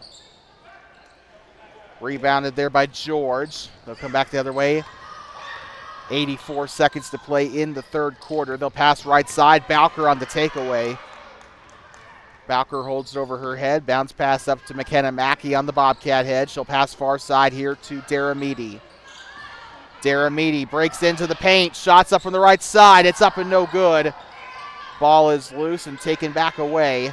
This is going to be Hopkin on the takeaway for Riverside. 60 seconds to play. Bounce pass almost taken back, or it is taken back by Worley. Jenny Deramiti trying to go down the far side, takes the shot and tries to get the basket, but it's off a little too strong. Riverside will try to set back up here on offense. Moving to the right side. Passes it right. Guarded there by Bowker as Deramiti tries to get in there and take it away as well. He'll stay here with Riverside off the tie-up. 33.6 to go.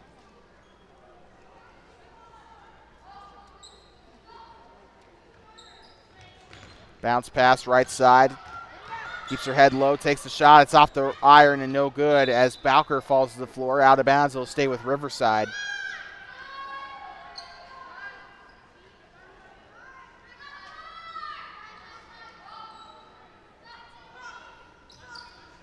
And inbounding here. Gets up underneath the basket. Here comes Suter. Shots up from the left. That's up and no good. Rebounded there by Bowker. Riverside starting to get loud on the far side. Here comes, this is Deramiti with it. She'll move inside, penetrates, gives it up now. This is going to be a blocking foul here on Riverside. 9.9 to go here in the third quarter. Foul was committed by Kraft for her first personal foul. Third team foul for the Rebels. Oh, looks like we got a timeout as well, so we're going to take a quick breather and we'll be right back. Bobcat timeout.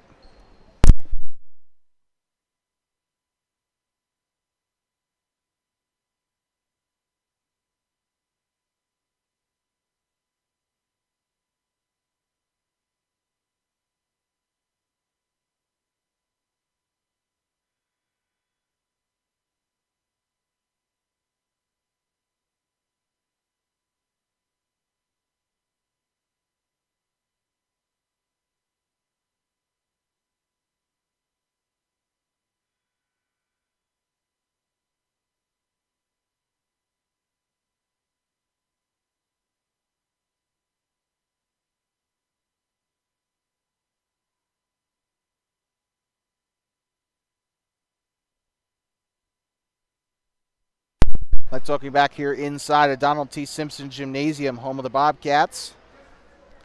9 seconds, or I guess rather 10 seconds to play. Well, 9.9, who's really counting?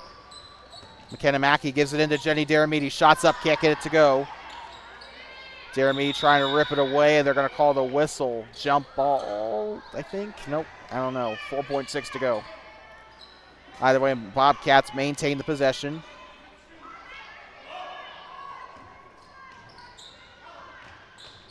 Gives it into Jenny Deramiti. They're going to call a whistle down there on the inbound.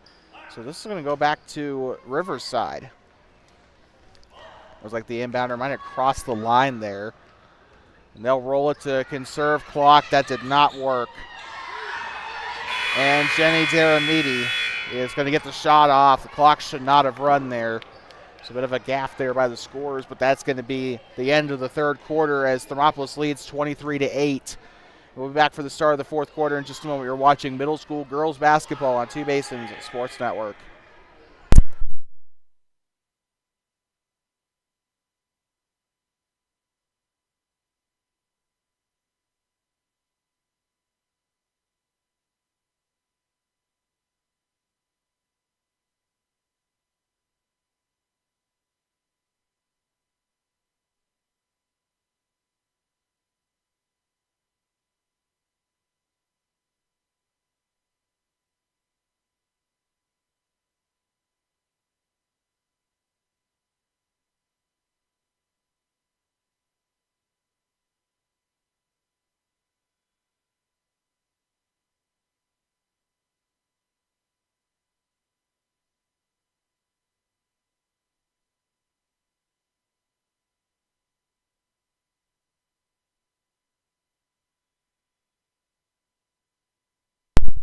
Like talking you back here inside of Donald T. Simpson Gymnasium, home of the Bobcats. Fourth quarter here in the B game.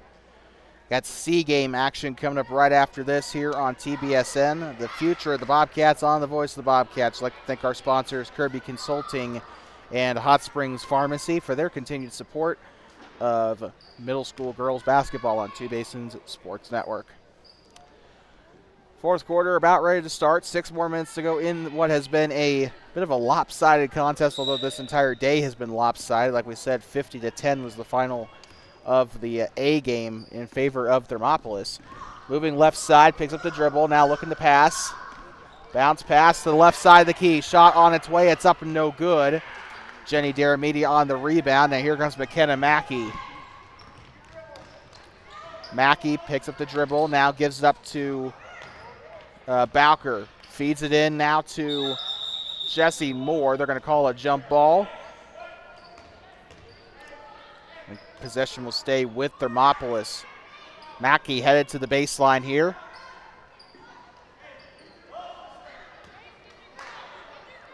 Mackey gives it in to Bowker. This one's up, can't get it to go. Rebounded by Vanderplug. Up past the timeline they go, moving to the near side. Ball's picked up, gives a bounce pass behind her, and that's going to go up to Bowker on the steal. Good job there by Hallen Bowker to take the ball away. Now here comes McKenna Mackey. Gives it up back to Bowker. Ooh, saw it there. She wanted to take the free throw, or she wanted to take the shot from the free throw line. That's not going to happen, though. Worley was the intended target there, and that's going to go out of bounds and back to the Rebels. Trading 110 for another. Peterson will be inbounding it. 5 minutes to go here in the B game. C game coming up right after this. Tries to pass to the far side. They'll keep it in bounds. It's going to go on to the purple, and it looks like it'll probably stay right here. Yes, it will. So Riverside gets to keep possession.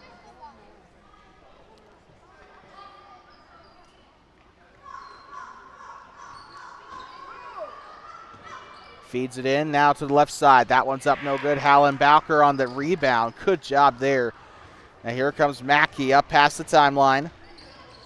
Met there by the 23 of Velasquez. Now here comes Bowker. Takes the shot. It's up and it's no good.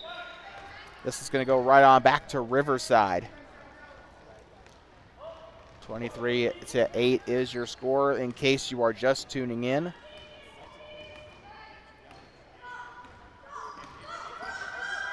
Moving up to the far side, guarded by Wire. Bounce pass up to the free throw line. This is going to be up onto the right side. Shot on its way. It's up and in. Riverside will break into double digits, and they will get another free throw as well. They've been doing a pretty good job of doing these and ones today. I do believe that this is, I want to say this is Vanderplug getting ready to take the free throw. Football score here.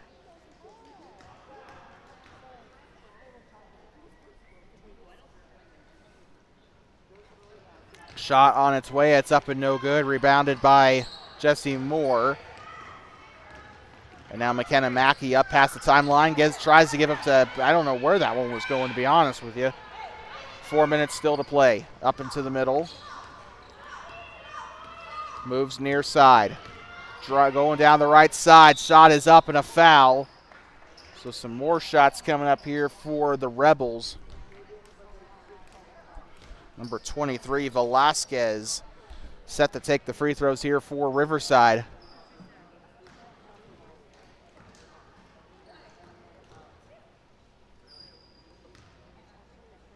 First one's on its way. It's up and no good. Had some nice spin to it, though.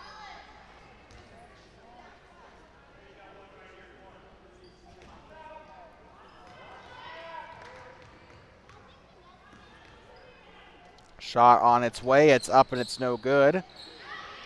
And trying to rip it away there was not Hopkins, but George. They'll call a whistle down on the floor, and I think they might be giving her another one. Nope, they are just going to go to the baseline here for the inbound. 4 minutes to go. Feeding it to the left side, trying to chase it down, and that is going to somehow stay within the purple lines. Takes a shot in a bit of a hurry, 2-on-1. That one's up no good on the second chance. That's up, taken away by Moore on the rebound. McKenna Mackey up past the timeline, feeds it to the middle to Hallenbacher. Backdoor here to Mackey, it's up no good. J.C. Worley on a contested shot. That one's up no good. George on the rebound for the Rebels. 3:30 to play here in the fourth quarter. Moving up to the volleyball line, moves to her near side. Now here comes the 33. Shots up no good. Rebounded by Jenny Daramidi. Daramidi in transition, and they're going to call the foul here on Riverside. A push foul on the black and red. 3:16 still to play in this B game. C game coming up right after this. Now checking in is Suter. Checking in now once again is going to be, got another one. It's Scott checking in now for Riverside. And out to the far side, here comes Bowker. Shots up on the right side, up and no good. Moore on the rebound. That one's up. That one rolls off the front. Mackey trying to chase it down. It's chaos up there in the key. Jesse Moore, the pass was intended for, and that's going to go back to Suter. A foul committed on the near sideline. Halfway through the fourth quarter. Triplett is going to pass this one in for Riverside. Suter is going to be receiving here as a point guard. Amelia Johnson, Reagan Schaefer, I want to say Annabelle Wire also into the game. Lillian Estenson, and no, that's about it. Only 4 came in. Helen Bowker is the only one left from that previous group. Moves to the far side, now moving in a semicircle. This one's tipped by Wire. Coming back down the other end of the floor. Shot on its way, it's up and in! Wire! Great shot there by Annabelle. That is going to make it a 25-10 ball game. 2:35 still to play. Passes it to the far side. Amelia Johnson on the steal. Down the far sideline. Shot on its way. And the Royal flush. It's up and in. Makes it a 27-10 game here. 2:19 to play in the B game.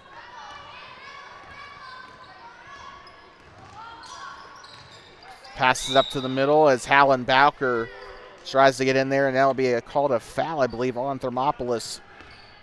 Vanderplug was down there to try to set things up for Riverside. Number 21, Scott, will be passing it in. She'll give it in to Suter here in just a second. Suter playing at the point guard position. Trapping her at half court here. They'll go to the far side. Has her back turned. Good spacing. Now to the near side. Tosses it over middle. This one's tipped and stolen away. Coming back down the other end. Schaefer passes right side to Amelia Johnson. Up and in. Johnson has scored 4 points in the last, I want to say, 45 seconds or so. And it'll be time to, here comes Bowker down the left side. Takes the shot. It's up and it's no good. Ball still loose. Wire tries to chase it out. It'll stay inbounds and taken back by Riverside. Suter is going to get the ball back up past the timeline. Time to deliver to Mason's Sports Network player of the game. It's going to be Amelia Johnson for the B game here. Annabelle Wire on the steal down the right side. Takes the shot. It's up and it's no good. Rebounded. And that one's up and in. Reagan Schaefer and a timeout called by the Bobcats. Or wait, no, hold on. Yes.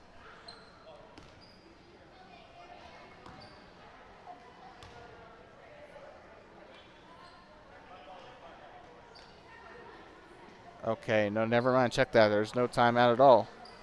I guess I'm just an idiot. But yeah, two Mason Sports Network player of the game, Amelia Johnson. Honorable mentions for the Bobcats today include, J.C. Worley, Annabelle Wire, and Reagan Schaefer. Down the left side, here comes Hallen Bowker. Now to the right side. Shots up and it's blocked. Bowker trying to go for the rebound. It's taken away instead by the Rebels. Honorable mentions today for the Rebels include Triplet, Velasquez, and I want to say Vanderplug. Vanderplug in a bit of trouble there. She'll dribble out of it to her left. Takes the shot. Shot clock expires. Is disabled, I meant to say. Up and no good here. Kids Von Backer. It's like watching a game of Aussie rules football. They just keep trying to, it's just chaos trying to keep the ball away from one another. If you ever watched a game of Australian football, you'll know exactly what I'm talking about. Although I doubt anybody watching has. 34.6 seconds to play in the B game.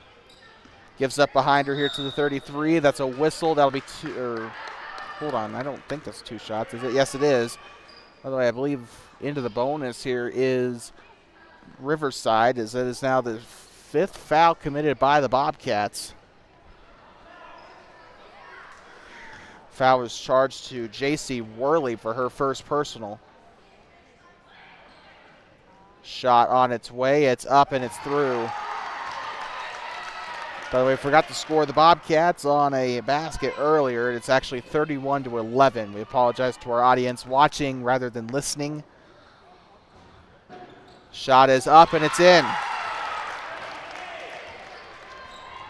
31-12 here. 30 seconds to play in the B game. Up past the timeline. Here comes Reagan Schaefer. Schaefer keeping her arm distance there. Here comes, I want to say this is Mackey. Shot is up and it's no good. Rebounded by Estenson. That one's up no good. Chaos underneath the basket to try and get it. And ripped away. Shot is up and it is no good through the middle. Attempted rebound there by Bowker is not going to fall where she wanted it to. That's going to go back to Riverside. 7 seconds to play. And now here comes Suter. Rolls the ball here. 6, 5, 4, 3, 2, 1. And a buzzer beater to end the game on a positive. That was Kraft that made the last second shot. In the grand scheme of things, I guess it doesn't really matter, but still a fantastic highlight to end the game here. And the final score of this one, the Thermopolis Bobcats 31, the Riverside Rebels 14. And we'll be back for the C game in just a moment as the Bobcats continue to take on the Riverside Rebels. As always, thank you so much for tuning in. If you're just here for the A and B game, thank you for stopping by. If you're, as for the rest of y'all, hang tight. C game coming up right after this.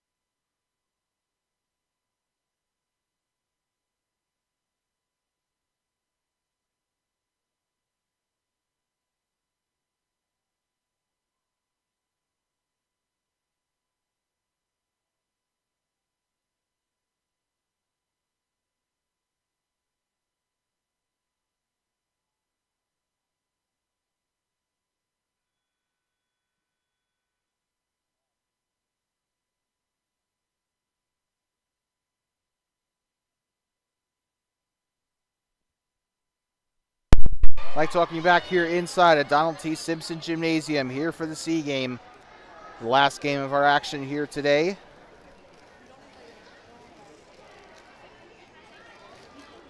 As we get ready to go here as the Riverside Rebels try to get some revenge. The B team losing, A team getting completely blown out. It's the Riverside Rebels trying to garner some revenge here. Right here on Two Basins Sports Network. Oh, shoot.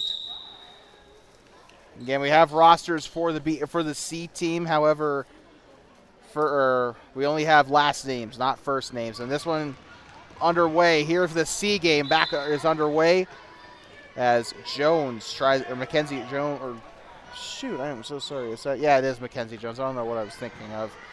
I was thinking of one of the high schoolers there, but that's Morgan Jones. Mackenzie Jones passing this one in. Now here comes the 33 of what? Oh, no, that's the 32 of Bailey Bears. I don't know why I thought that was a 33. Moving to the left side is Ebony Schroyer. Now moving up into the right lane. Shots up and it's in. Schroyer for two. You can definitely see that these girls are getting better with each passing practice, each passing game. It's plain to see. And I'm glad a foul down there on that far side. As the victim of that, I think, was Brown. Again, last names but no first names on this C roster, unfortunately. Down the right side, loses control of the ball, picks it up, and it might have been blocked, and it is. Taken back away. Now here comes the 32 of Bailey Bears. Up past the left side. Shot is on its way up, no good. Mackenzie Jones on the rebound. Now Bears. She'll try again. Heaves it up from the left side. Dara Meady trying to assist there. Now gives it up now to Bears. Actually, that might have been Egger in the mix of all that underneath the basket, but this is Bears for sure. Down the right side, up no good. Jones on the offensive rebound. That one's up no good. Bears might have another shot at it. Bears tries from mid-range. Up and in. No backboard, no rim, nothing but net for Bailey Bears. Makes it a 4-0 ball game once we get a window to change our scoreboard. Ebony Schroyer trying to get in there and make the steal. Riverside gets out of trouble for the most part, but they'll kick it back out to the right wing. Now here comes the 3 of Winters. Winters down the right lane, loses control of the ball. That's going to go out of bounds toward the Bobcat bench. 4:22 to go here in the opening quarter of the C game. Kyle Egger is going to pass this one in. Egger feeds it into Bears. And we got a shoe timeout, or we got a shoe tying timeout here for Riverside. Yep, there we go. Got to make sure it's double knotted, kid. Winters had to. Yeah, we should get. I don't know. We should get Nike to sponsor that, like a shoe tying timeout. I think that'd actually be pretty cool. Down left side, wide open, takes a two-hander to the basket. That one's up no good for Winters.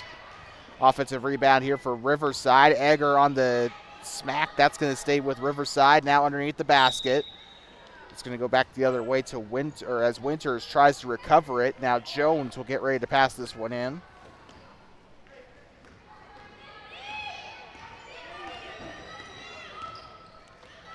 Passes it inside to Dara Meady. Dara Meady spits it back out to Bailey Bears. She'll move right side. Bears picks up the dribble, now gives up to Ebony Schroyer. Schroyer looking for options, dribbles, switches to her left hand. Good job there, a screen attempted to be set there by Dara Meady. Kyle Egger gets the ball now. Egger kicks it back out to Schroyer. Schroyer with a lane to the basket, takes the shot, it's up and it's in! Schroyer with 4 points on the game now. Responsible for 66% of the points here so far today. With it now is the 3 of Winters. She'll move to her left side, guarded by Egger. Egger sticking to her like glue. Trying to toss this one in, and that's going to be stolen away. Bailey Bears. Bears moving to her right side. Picks up the dribble, pivots, kicks it back out to Egger. She'll line up the shot from mid-range. It's up and it's no good. Almost got to go. Another thing, too, the Bobcats are really doing a very good job lining up those shots. Here in the C game anyway, at least by C standards. Looks to toss it over, and Bailey Bears loses her footing there trying to get the ball. And stolen away. Mackenzie Jones on a breakaway down the left side. Takes the shot. It's up and it's no good. Rebounded, though, by the three of Winters. Riverside breathing a sigh of relief there that didn't end up any worse.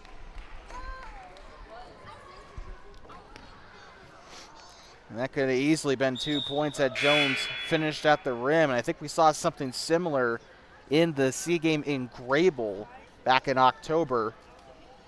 Checking into the game is going to be Triplett. She played a lot in the B game. Brown is headed to the sideline for Riverside. And we got a violation down there as she stepped over the line for the inbound. And number 45, I mean, Brown, you got to give her credit, though. You know, they got to give her credit for continuing to play. And now checking into the game is going to be Lainey Cornella. And she'll get ready to check this one into Bailey Bears. Bears up past the chin of the Bobcat. On the tooth of the Bobcat. Now passes it far side up to Schroyer and cannot keep it in bounds. Almost takes out the pending sub. Peterson checking in now for Riverside. 2:04 to play in the first quarter. Pretty quick first quarter, actually. Although these C games do go by like light and quick. There's not very many stoppages of play in these C games. They usually are too busy trying to chase after the ball. It's like kids. It's like the preschoolers chasing after a ball during soccer practice, right? It's like, oh, good Lord. 2:04 still to go.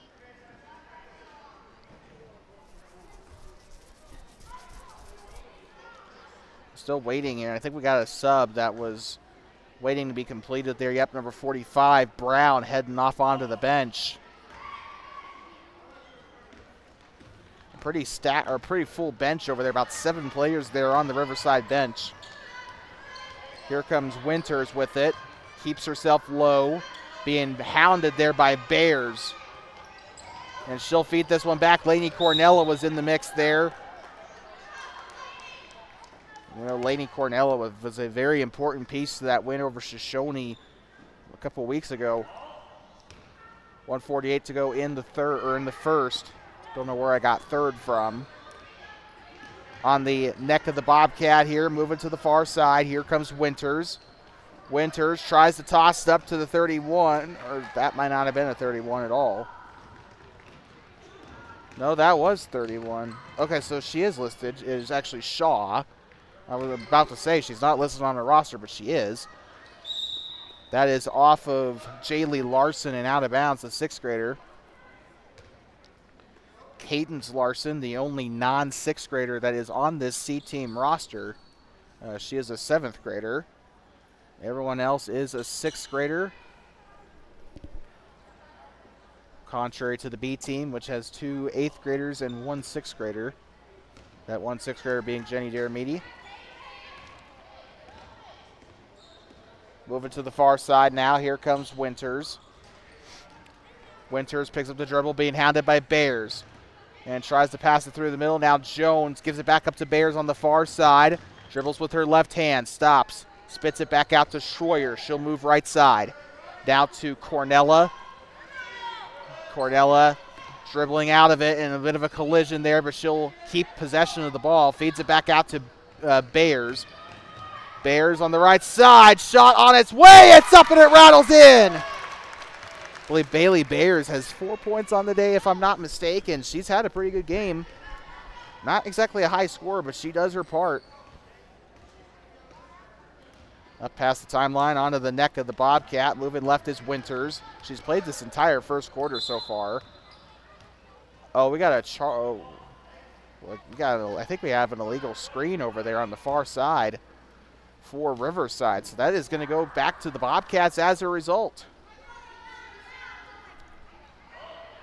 26.9 to go here in the opening quarter. Bailey Bears with it up past the back row of the volleyball line, now up past the timeline, now to the attack line. 18 seconds to go, gives it up to Mackenzie Jones. Now up to Bailey Bears again, down the left side, tries to find a lane. The shot's up, no good. And Jones trying to grab the rebound, and she will. Safely. Gives up to Bears, moves right side. 3, 2, 1. Elects not to go for the shot. I don't even know if she was aware of the time. But we're going to take a quick breather. 8-0. It is I would say a soccer score. I think it would be more appropriate to say a baseball score here in Thermopolis.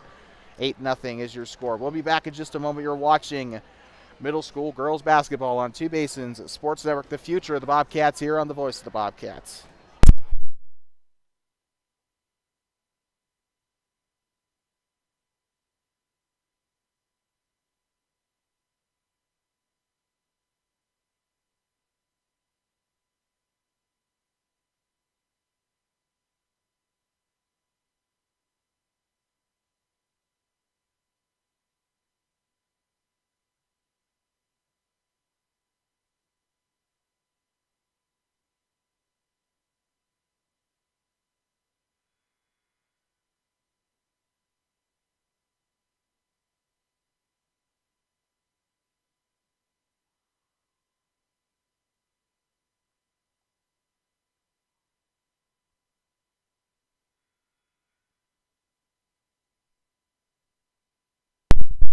Love to welcome you back here inside of Donald T. Simpson Gymnasium in Thermopolis. Second quarter about ready to commence in this C game. Tomorrow we'll be on the road in Fremont County for a doubleheader as the Bobcats take on the Riverton Spartans and the Lander Sabres. We'll be following the 8th graders around, coverage from Riverton High School and Lander Middle School. We do not know which order. We will approach Coach Clear at the end of this broadcast, and we will double check just to make sure. And if she's out of the building before we are, then we'll just check with Athletic Director Brandon Daramidi for that kind of detail. Of course, we'll also put out a post on Facebook letting people know the order of the games. Riverside with the ball here. Shots up from the right side. It's up and it's no good. Rebounded by the 34 of Bales. Ball still loose, stays with Riverside. Here comes Triplett. She'll give it back up on the left side now. Here comes Winters. Takes the shot. It's contested and a foul, I believe, on Jones. And that is going to bring up the first team foul for the Bobcats in this second quarter.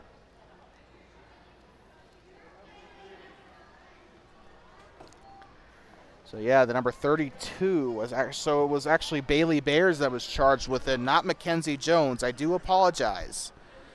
It was Bears that got called. Jones is completely innocent, so I apologize to Mackenzie on that. But that is Bailey's second personal foul, first team foul for the Bobcats. 5:21 still to play. Taking the free throws is going to be Winters. We've said her name a ton this evening. Can I say evening yet? It's almost 4 o'clock. Shot is up and swish. No backboard, no rim, nothing but net for Winters. About as smooth as a fresh snowdrift there. Shot is up and another one. Nothing but net there for Winters. She buries both her free throws to give Riverside their first points of the ball game. Here comes Bailey Bears to the right side. Picks up the dribble, now gives up behind her to Lainey Cornella. Cornella pivots, trying to get out of it. Cornella to the left side, picks up the dribble. Now she has to give it back up to Bears. Oh, Bears down the right side, has a lane, shots up and rims out. Rebounded by Jones, up and in. Mackenzie Jones on the putback. Lainey Cornella set up that play, gave it to Bailey Bears, who gave it to gave it to Bailey Bears, who shot it, and then Jones rebounded it and put it back. Swatted away by Larson and out of bounds. It'll stay with Riverside. We got 4 players coming in for the Rebels. 45, 25, 35, and 40. So that is Kirk, Hopkin, Brown, and Landis coming in. Tosses it up on no good there for Bales. Tries again. That one's up, and it's going to hit the pulley system there on the basket that allows the baskets to fold. It's going to hit that, and I guess that's considered out of bounds. I know if it hits the top of the basket, it's automatically considered out of bounds, but I guess that applies to the shot clock, the structure supports, and the pulley system. Goes through the hands of Lainey Cornella, and she keeps it in bounds. Gives it up to Bailey Bears behind her. Now moving left side. Bears loses control of the ball but keeps a hold of it. That's kind of an oxymoron there. Gives it up to the left side now to Ebony Schroyer. Schroyer trying to find a lane. This one's tipped and stolen away. Schroyer has 4 points on the game if I'm not mistaken. Down the far sideline, picks up the dribble. Trying to pivot out of it, guarded by Bears. Feeds it up behind her to the 40 of Hopkin. Hopkin trying to get rid of it. Feeds it up behind her to Brown, out of bounds. It's going to go back to the Bobcats. It is a softball score in case you're just tuning in, 10-2. Mackenzie Jones scored the most recent basket for the Bobcats. She'll inbound it here for Thermopolis. Gives it into Bears. Bears up past the timeline. Here comes Lainey Cornella trying to rip out of it. Now moving to the right side. Cornella takes a shot, and she's going to draw the foul to go with it.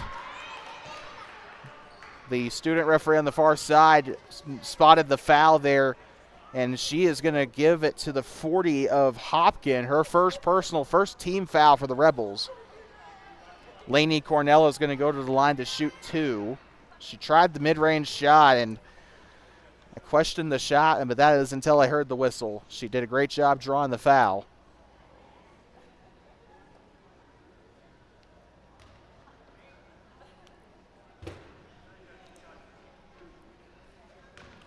Lainey Cornella going to shoot 2 here for for Thermopolis. Shot on its way, it's up and it's no good. She'll have another one coming up here.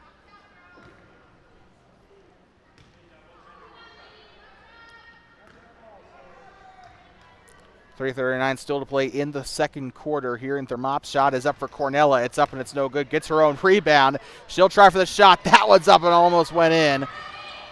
Ebony Schroyer there on the far side trying to get rid of it, and it's going to go out of bounds. Brown was trying to get there. You know, the thing about Ebony Schroyer, poor thing was too timid to come up and correct me about her name pronunciation during the game against Rocky. She was so timid about that, but she is not afraid to get aggressive down on the floor. That's an entirely different story.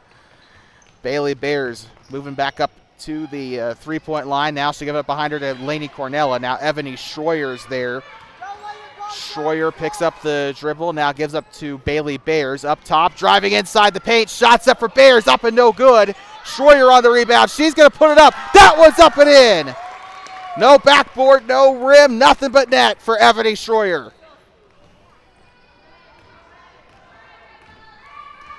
That'll also be her I think this is 6 points of the day now for Schroyer. She scored the opening basket. Then she scored one about toward the end of the first quarter. Now she scored her third basket. So she has just been on fire. And Lainey Cornella is going to get the steal here. Bailey Bears up past the timeline, moving to her near side. Takes the shot. It's up and can't get it to go. Hits off the side of the rim. Now the rebound. It gives up now to Morgan Jones. Taken away by Brown. Down the near side. Brown takes the contested mid-range. That's up no good. And the jump down on the far side, putting the jump in a jump shot. Unfortunately, there was no shot, just jump. As Brown is going to give it up to the Bobcats on the traveling violation. 12-2 in case you're just tuning in here in the C game. Bobcats and Rebels here on Two Basins Sports Network, the future of the Bobcats on the voice of the Bobcats. Feeding it in now to Kyle Egger. Egger, near side, trying to get by, gets to the baseline. Bounce pass, takes the shot. Well, again, same thing there. Putting the jump and jump shot, except there was no shot, just jump. That's going to go back up to Riverside.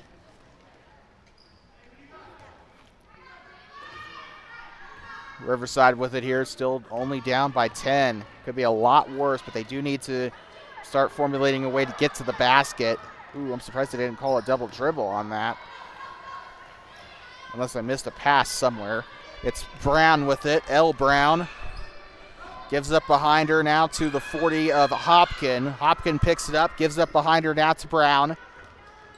Brown moving around the perimeter. 1:50 to play in the half. Egger on the tip and steal. Left side, fast break is stopped. Takes the shot, though. That one's up, and it's no good.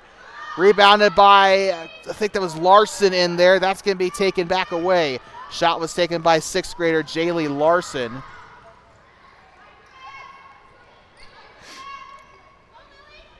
And now here comes Brown. Takes the shot. It's up, and it's no good. Rebounded here by Hopkin. Or sorry, yeah, that was Hopkin. It's out of bounds. It looked like it went off of Brown, but it is going to stay here with Riverside. 1:19 to go in the second. Brown on the baseline. She'll inbound for the Rebels.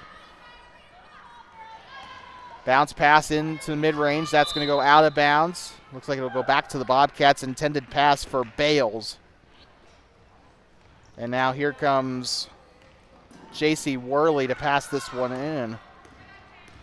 The 7th grader got a little bit of playing time in the B game. Surprised to see her in the C game, though. Gives on back to Cadence Larson. The 7th grader moving up into the free throw line. Larson tries to heave it up. That one's up and out of bounds. Falls underneath the basket. 1:01 to go in the second. And we got one checking into the Hardwood Hotel. It is going to be Triplet in for Riverside.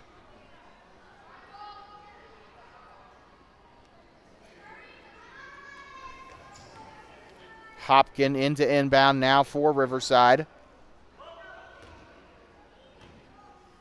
1 minute to play here in this second quarter. Ball is tipped by Egger, still kept there by Riverside. Now to the near side, picked up. Triplet trying to get rid of it. That rhymed. Now here comes Bales. Bales trying to get rid of it now to Triplet. 43 seconds to go. I don't know if that was a shot or if she was just trying to heave it up, but either way, J.C. Worley is going to get rid of that one. Egger down to the near side. Kyle Egger on the baseline. Tries to pass it back up, takes the shot. It's up and it's in. J.C. Worley for her first points. Scored a handful of points in that B game. Now she's adding to her day's total.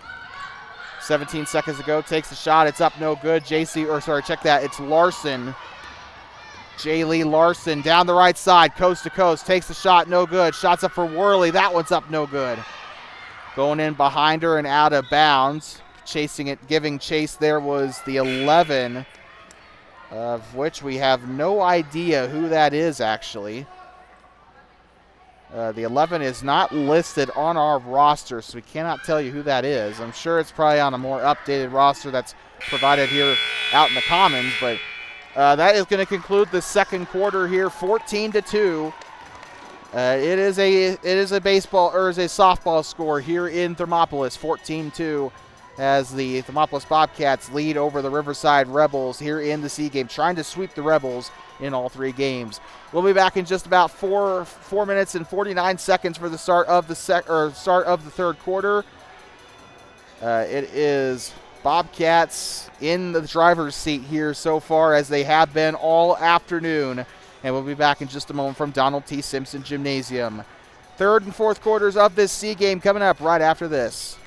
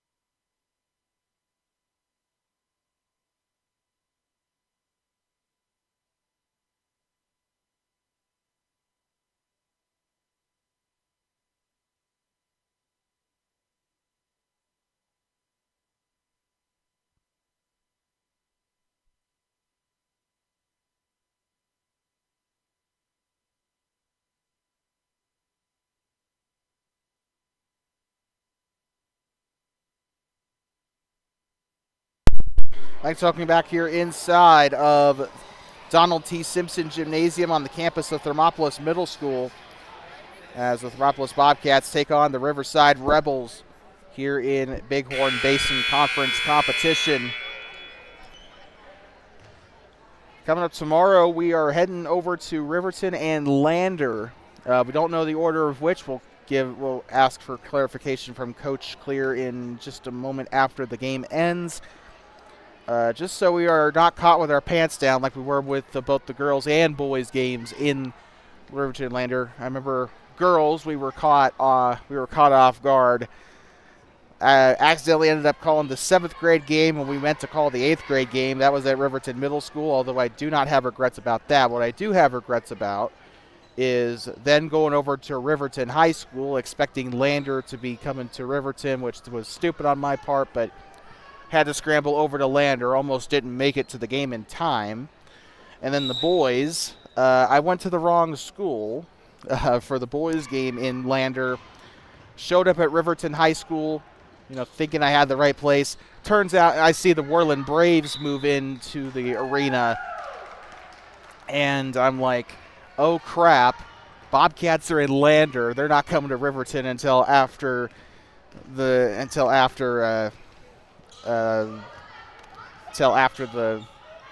not coming to Riverton until after the Lander game. And I don't know. I'm just hoping I don't get caught with my pants down again from that. It's one thing, right? But good Lord. I'm smarter than I was back then, though. Shot is up and in for Thermopolis while I was on that little story time. I was so distracted I actually didn't see who scored, so I do apologize for that.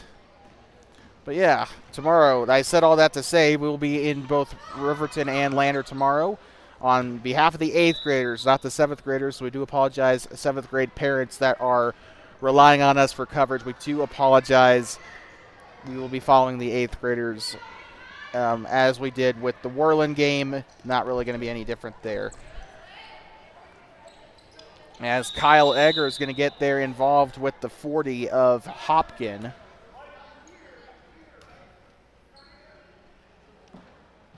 So Egger, will pass this one in. Passes this one into Ebony Schroyer, and it's stolen away by Brown, coming back down the near side. Brown with the ball here. Kicks it back out to the 3 of Winters. Winters tosses it up. Now here comes the 1 of Brown, and they're going to call the violation here on Riverside. Assume traveling, and that's going to be back to the Bobcats as Mackenzie Jones will pass this one in here to Bailey Bears. Bears up past the timeline. She'll go far side here to Ebony Schroyer. Schroyer penetrates now to the right lane. Trying to kick it back out. Gives it out now to Bears. Bears left side. And they're going to call her out of bounds. That's going to go back to Riverside here. Good effort, but fortunately the ball got away from her there. 16-2. Thermopolis still leads here against the Riverside Rebels. What's been a fantastic evening for the Bobcats. Looking to rebound following a 1-2 day against the Shoshone Wranglers. Now the C team did beat the Wranglers that day, but 10 days off, a lot of practice time in between. This team's definitely gotten better as a program as Kyle Egger gets the steal. Now here comes Bears moving to her left side, now behind the attack line, gives up right side to Egger. Egger moving left side, penetrates now, takes the shot from inside the paint, shots up and it's in. No rim, no backboard, nothing but net for Kyle Egger. That was a very clean swish there, too. 3:40 to go in the third. Moving up to the far side, switches to her right. Ball is loose now. This is taken away by Bailey Bears. Coughs it up to Ebony Schroyer. Schroyer left side to Bears. Bears looking for an option, takes the shot from mid. Mackenzie Jones on the rebound, gives Bears another opportunity. That one falls short. Jones keeps it in. And that's going to be taken back by the Rebels. Fantastic effort there by the Bobcats. Moving right side, takes the shot. It's up and it's no good. Mackenzie Jones on the defensive rebound for Thermopolis. 3 minutes to go in the third. 9 minutes to go total in this game. Down the right side, it's up no good. Shots up for Jenny Daramidi. That one's up no good. And they're going to fall to the floor here trying to rip it away. Daramidi will successfully get it away. Mackenzie Jones, contested shot up no good. Daramidi trying for a shot of her own. It's up and blocked. Out of bounds. It'll stay with the Bobcats. Finally getting our breath there. As a lot happened underneath the basket there. I thought for sure they would have called a foul, but they let them play there pretty much. 2:39 to go. Feeding it in off the foot of Brown. That's going to go out of bounds. It'll stay here with Thermopolis. Riverside still has not scored since the first half, and they're trying everything they can. It was the second quarter that they scored last. Bailey Bears now left side to Kyle Egger. Egger moving right side. Egger kicks it out to Bears. Bears penetrates inside the paint. Kicks it back out to Egger. Egger lines up the shot from the elbow. That one's up no good. And Egger ripping it away there. Rebound now gives it back up to Bailey Bears.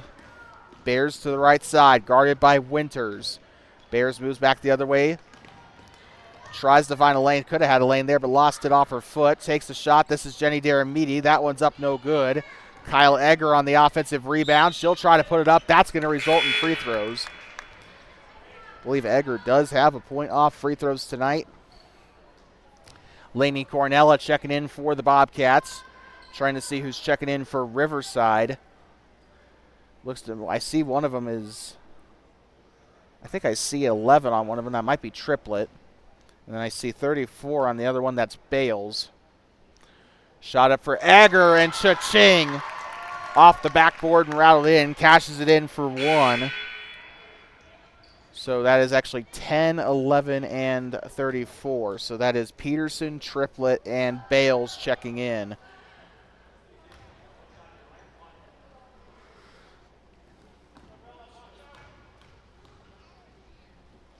Second shot is up for Egger. Misses that one. Offensive rebound for Jones. They're going to keep this one going for now. Now it gives up to the right side. It's Jones. Takes a contested shot. It's up no good. Jenny Daramidi tries to put back. Jones tries to go for the rebound. It's out of bounds, and it will stay here. Lainey Cornella will check in for the Bobcats here. Also checking in, I'm trying to see, appears to be Larson. More specifically, Jaylee Larson checking in. 1:54 to play in the third quarter. Chucks it in to Bailey Bears. It's off and just a little bit off target to the left. Past the timeline, and they'll pass. Ooh, that should have been backcourt violation there, but they keep it going. Triplet. Back turned here. Lainey Cornella giving her a bit of a hard time here. And they should have called double on that one as well, but that is going to keep it going. 1:25 still to go here in the third. Looking to get out of it. Still a little bit of chaos on the floor there. Shots up and a foul. 2 shots coming up. Number 34, Bales.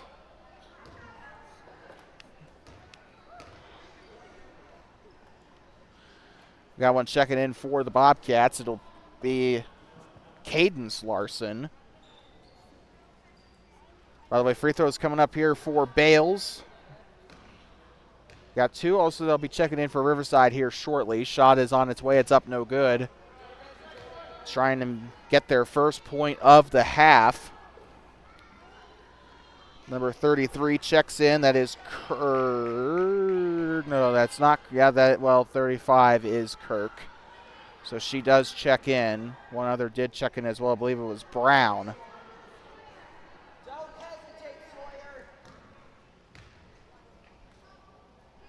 Shot on its way. It's up and it's no good. Rebounded by the Bobcats. Bailey Bears there to get it. 1:15 to go. Down the right side. Shot on its way up. No good. Put back up there by Bears, and now taken back away by Bales. I'd like to remind you this game brought to you by Hot Springs Pharmacy and Kirby Consulting. Down to the near side. Losing control of the ball. Bailey Bears there to get it in a hard fall there for Peterson. Bears picks up the dribble. Now passes it to Jenny Deramiti. Wide open on the right side. Misses the shot. Gets the rebound. That one's up no good. Couldn't line it up there. Bales is going to try to get the rebound, but Lainey Cornella down there, and she'll get rid of it. Cornella coming back around the arc. She'll move to her right side. Picks up the dribble. 29 seconds to go. Cornella, starts dribbling again. Picks up the dribble. Now passes it behind her here to the 30 of Larson. 22 seconds to go here in the third quarter. Triplett will pass this one in for Riverside. And now here comes Peterson up past the timeline. 16 seconds to go, guarded by Bears. Moves to her near side up onto the text. Tries to go on a baseline drive. Goes out of bounds, and they'll go back to the Bobcats. Lainey Cornella will inbound here to Bailey Bears. 11.1 to play in the third quarter. Moves to the far side. Takes the shot from mid-range. It's up and can't get it to go. And that's going to have time expire. And we'll be right back for the start of the fourth quarter. 6 more minutes to go in our action for the night here from Donald T. Simpson Gymnasium. Fourth quarter of the C game coming up when we return in just a moment. It's 19-2. Bobcats on top here in Thermopolis.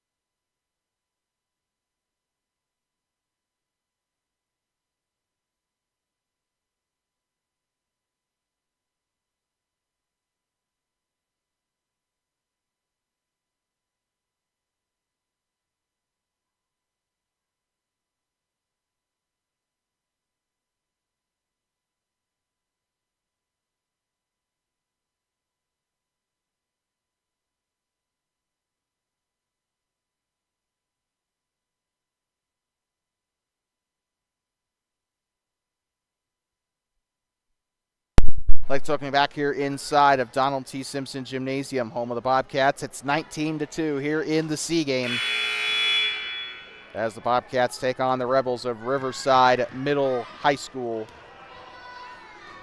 I guess Riverside Middle. But 6 minutes to go in our action for the night, and then it is off to Fremont County. Checking in is Triplett. Now here playing point guard will be Brown. Kyle Egger eager to get going here. Now down the near side. Here comes Brown.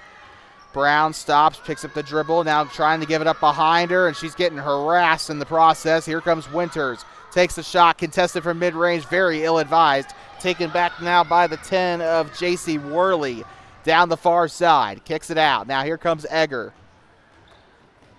Egger spits it out behind her to the 11. Again, we do not know who that is,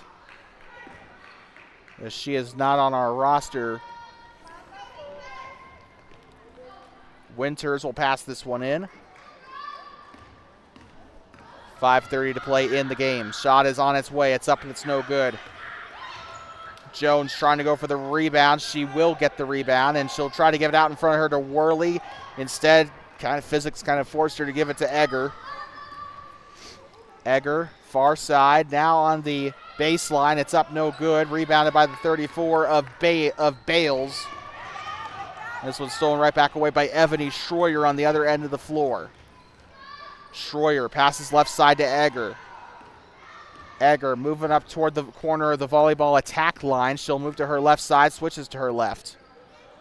Looking to get rid of it any way she can. Ball still loose near broadcast side. Worley gets rid of it, and they're going to call a traveling violation. And it will be Riverside ball. 4:46 to go here in the game. It's kind of been lack of scoring here in this second half. It's giving me Shoshone vibes. Shots up, and it is no good. Rebounded by Worley on the far side. Worley setting up for a baseball pass. This one's up and no good. That's going to go back up to Riverside. Ball is loose and out of bounds off of Brown. 4:25 to go in the game.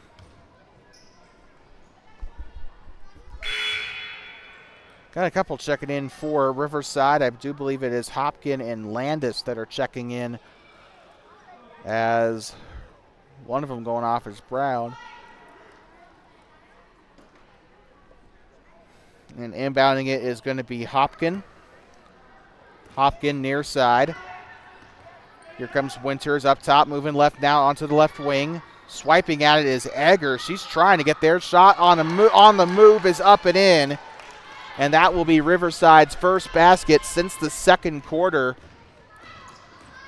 Down the far side, 19-4. And now the shot by Jones, trying to answer. It's up and no good. And running right into it, number 11 was almost there on the steal. But now here they go down the middle. Shot is on its way up and cha-ching! How did Winters get that to go? A fantastic job from the free throw line, and she'll get another basket on the board for Riverside. Bounce pass to the far side. Here comes the 11. And getting it tied up down on the far side. That is going to give it, no, I don't know. Cornella, Bears, Larson, and Daramidi into the game now.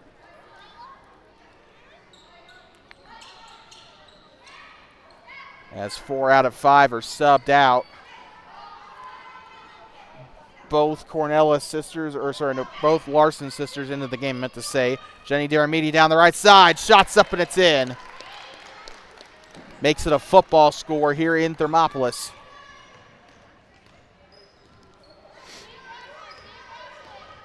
Up past the timeline. Looks to go to the far side. Moving around the arc. This is Winters. 3 minutes and 15 seconds to go. Stops, gives up behind her. Falls to the floor a little bit. Moving to her left side. This is Triplett. Triplett on the right lane. Picks up the dribble, gives up to the front of her. Shots up no good. Jenny Daramidi on the rebound. Cutting up down the far sideline to the right. Shot on its way. It's up and it's no good. Taken back right back away by Riverside. Near side it goes. Switches to her left hand.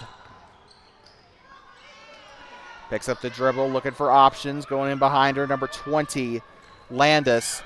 Ball is loose underneath the basket. Taken back away by Bailey Bears. Bears throws it out in front of her. Now taken back by Hopkin.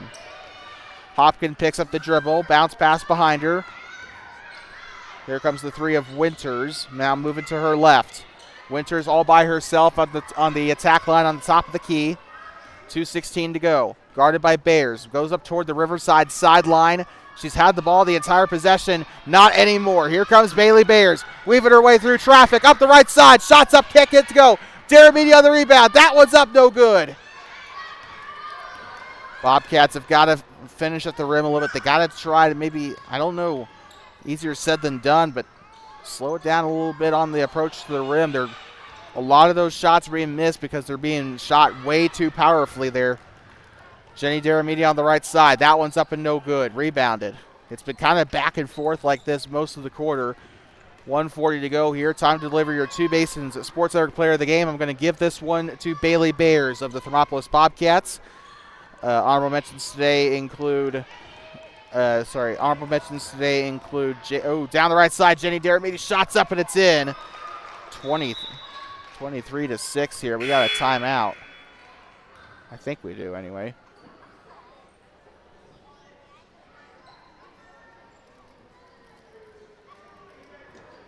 So I think it's a Thermopolis timeout here, so we'll check that.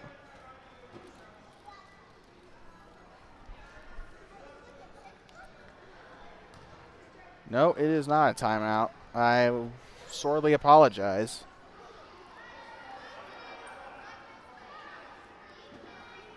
Okay, so anyway, business as usual. Player of the game today is Bailey Bears. Honorable mentions today include Lacey Cornella, Mackenzie Jones, and Jenny Daramidi. Honorable mentions for Riverside. So shot is up, and that is going to go way out of bounds. Honorable mentions today for Riverside include number 1, L. Brown, of course, Winters, number 3, and then I'm going to say Hopkin, number 40. Those are your honorable mentions for Riverside here in the C game. Out of bounds. This one's going to go back to Thermopolis. Or no, sorry, I meant to say Riverside. 1:02 to go in the fourth quarter. Oh, it is 23 on the board, by the way, for Thermop. I meant to change that, but I forgot. 59 seconds to go. Trying to dribble to her left side. Trying to escape Lainey Cornella. She's got her locked down airtight. Brings around back door. Now here comes Hopkins. Shot on its way. It's up and it's in. One of our honorable mentions for Riverside, and she proves why she deserved it. 35 seconds to go. No shot clock yet. This is the last year without a shot clock, so just waste as much time as you want, I suppose. Lainey Cornella looking for options. Now to Mackenzie Jones. Jones, loose ball, now down onto the baseline. It'll be a whistle for a foul on Riverside, their first team foul of the fourth quarter. 21 8/10 to go in this game. And Ryan Schaefer will call a legitimate timeout this time, so we're going to take a quick breather and we'll be right back.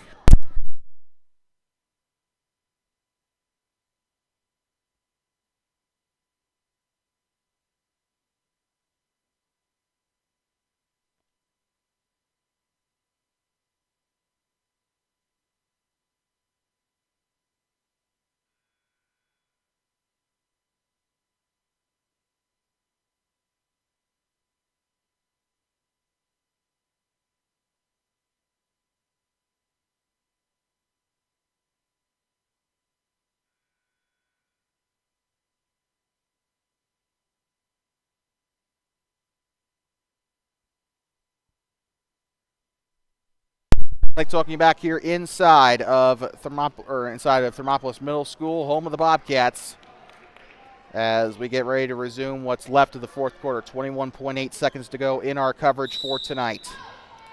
Onto the baseline they go. And the ball is loose, picked up by the 11. And now they go underneath the basket. The 11 misses her shot. Shot is on its way. It's up and no good. Jones on the rebound. That one's up, no good. 7, 6, 5, 4, 3, 2, 1. Won't be able to get a last shot off. Happy New Year. And that is going to be the end of this one as the Riverside Rebels fall to the Thermopolis Bobcats in the A, B, and C games. And the Bobcats winning this one in the C game 23-8. Highlight of the day was the A team winning 50-10. Congratulations to the A team for their biggest margin of the season. And of course we wish the Riverside Rebels good luck in the remainder of their season, as we will not be seeing this team again until maybe the conference tournament. Who knows? That is the only time I can really think of, because they are not on our roster for an away game, so that's unfortunate, as Riverside's actually one of my favorite gymnasiums to call a game from. So maybe in 2026. Anyway, 23-8 is your final here in the C game. As always, I'd like to thank the Bighorn County School District and the Hot Springs County School Districts for allowing us to be up here to broadcast here live for free here on YouTube for all y'all. We'd like to thank our sponsors as well, Kirby Consulting and Hot Springs Pharmacy, for their support to help us out a little bit to guarantee these broadcasts for you here on TBSN. Also helping us a lot coming up for the traveling into Fremont County tomorrow. It may not be a long trip, but that doesn't mean it's a cheap trip. Gas these days, you know how it is. It's a little bit cheaper in Riverton. I don't know. I'm just kind of talking out my butt at this point. But anyway, yeah, that's going to conclude it here from TMS. We will put a thing out on Facebook when we're going to be going live. Remember, it is I don't know if we can really call it a quad, but it's definitely a double header coming up tomorrow. We'll be following the 8th graders. So 7th grade parents, we apologize. We will not be broadcasting the 7th grade games. We will only be broadcasting the 8th grade games. So please keep that in mind. Don't yell at us. So we'll be broadcasting live from Lander Middle School and from Riverton High School inside of the historic Wolverine Gym. Can't wait to be back there again. That is an awesome gymnasium, one of the best in Wyoming in my personal opinion. But that's going to conclude it for our coverage here today from TMS. Like we said, we're going to pull up our upcoming broadcast schedule for you here. Of course, tomorrow Lander and Riverton, and then after that, our next home broadcast is going to most likely be our next home broadcast on behalf of Thermopolis is going to be against Grable on November 21st. That is literally next Friday. We will be broadcasting on behalf of Shoshone in Burlington on November 17th, and then on November 18th, we'll be broadcasting on behalf of Shoshone again in Shoshone when they take on the 10 Sleep Pioneers. So we are very excited for that. Some Wrangler basketball coming to you here on TBSN with the town that literally holds possession over our logo. So with that being said, that's going to conclude our coverage for again here tonight. The A, B, and C teams pulled a sweep over the Riverside Rebels. As always, I'd like to thank you so much for watching. One more time, a thank you to our sponsors, Kirby Consulting and Hot Springs Pharmacy. And until next time, please drive home safe and do not pet the buffalo. Thermopolis Bobcats sweep the Riverside Rebels here at Donald T. Simpson Gymnasium. We'll see you tomorrow in Fremont County.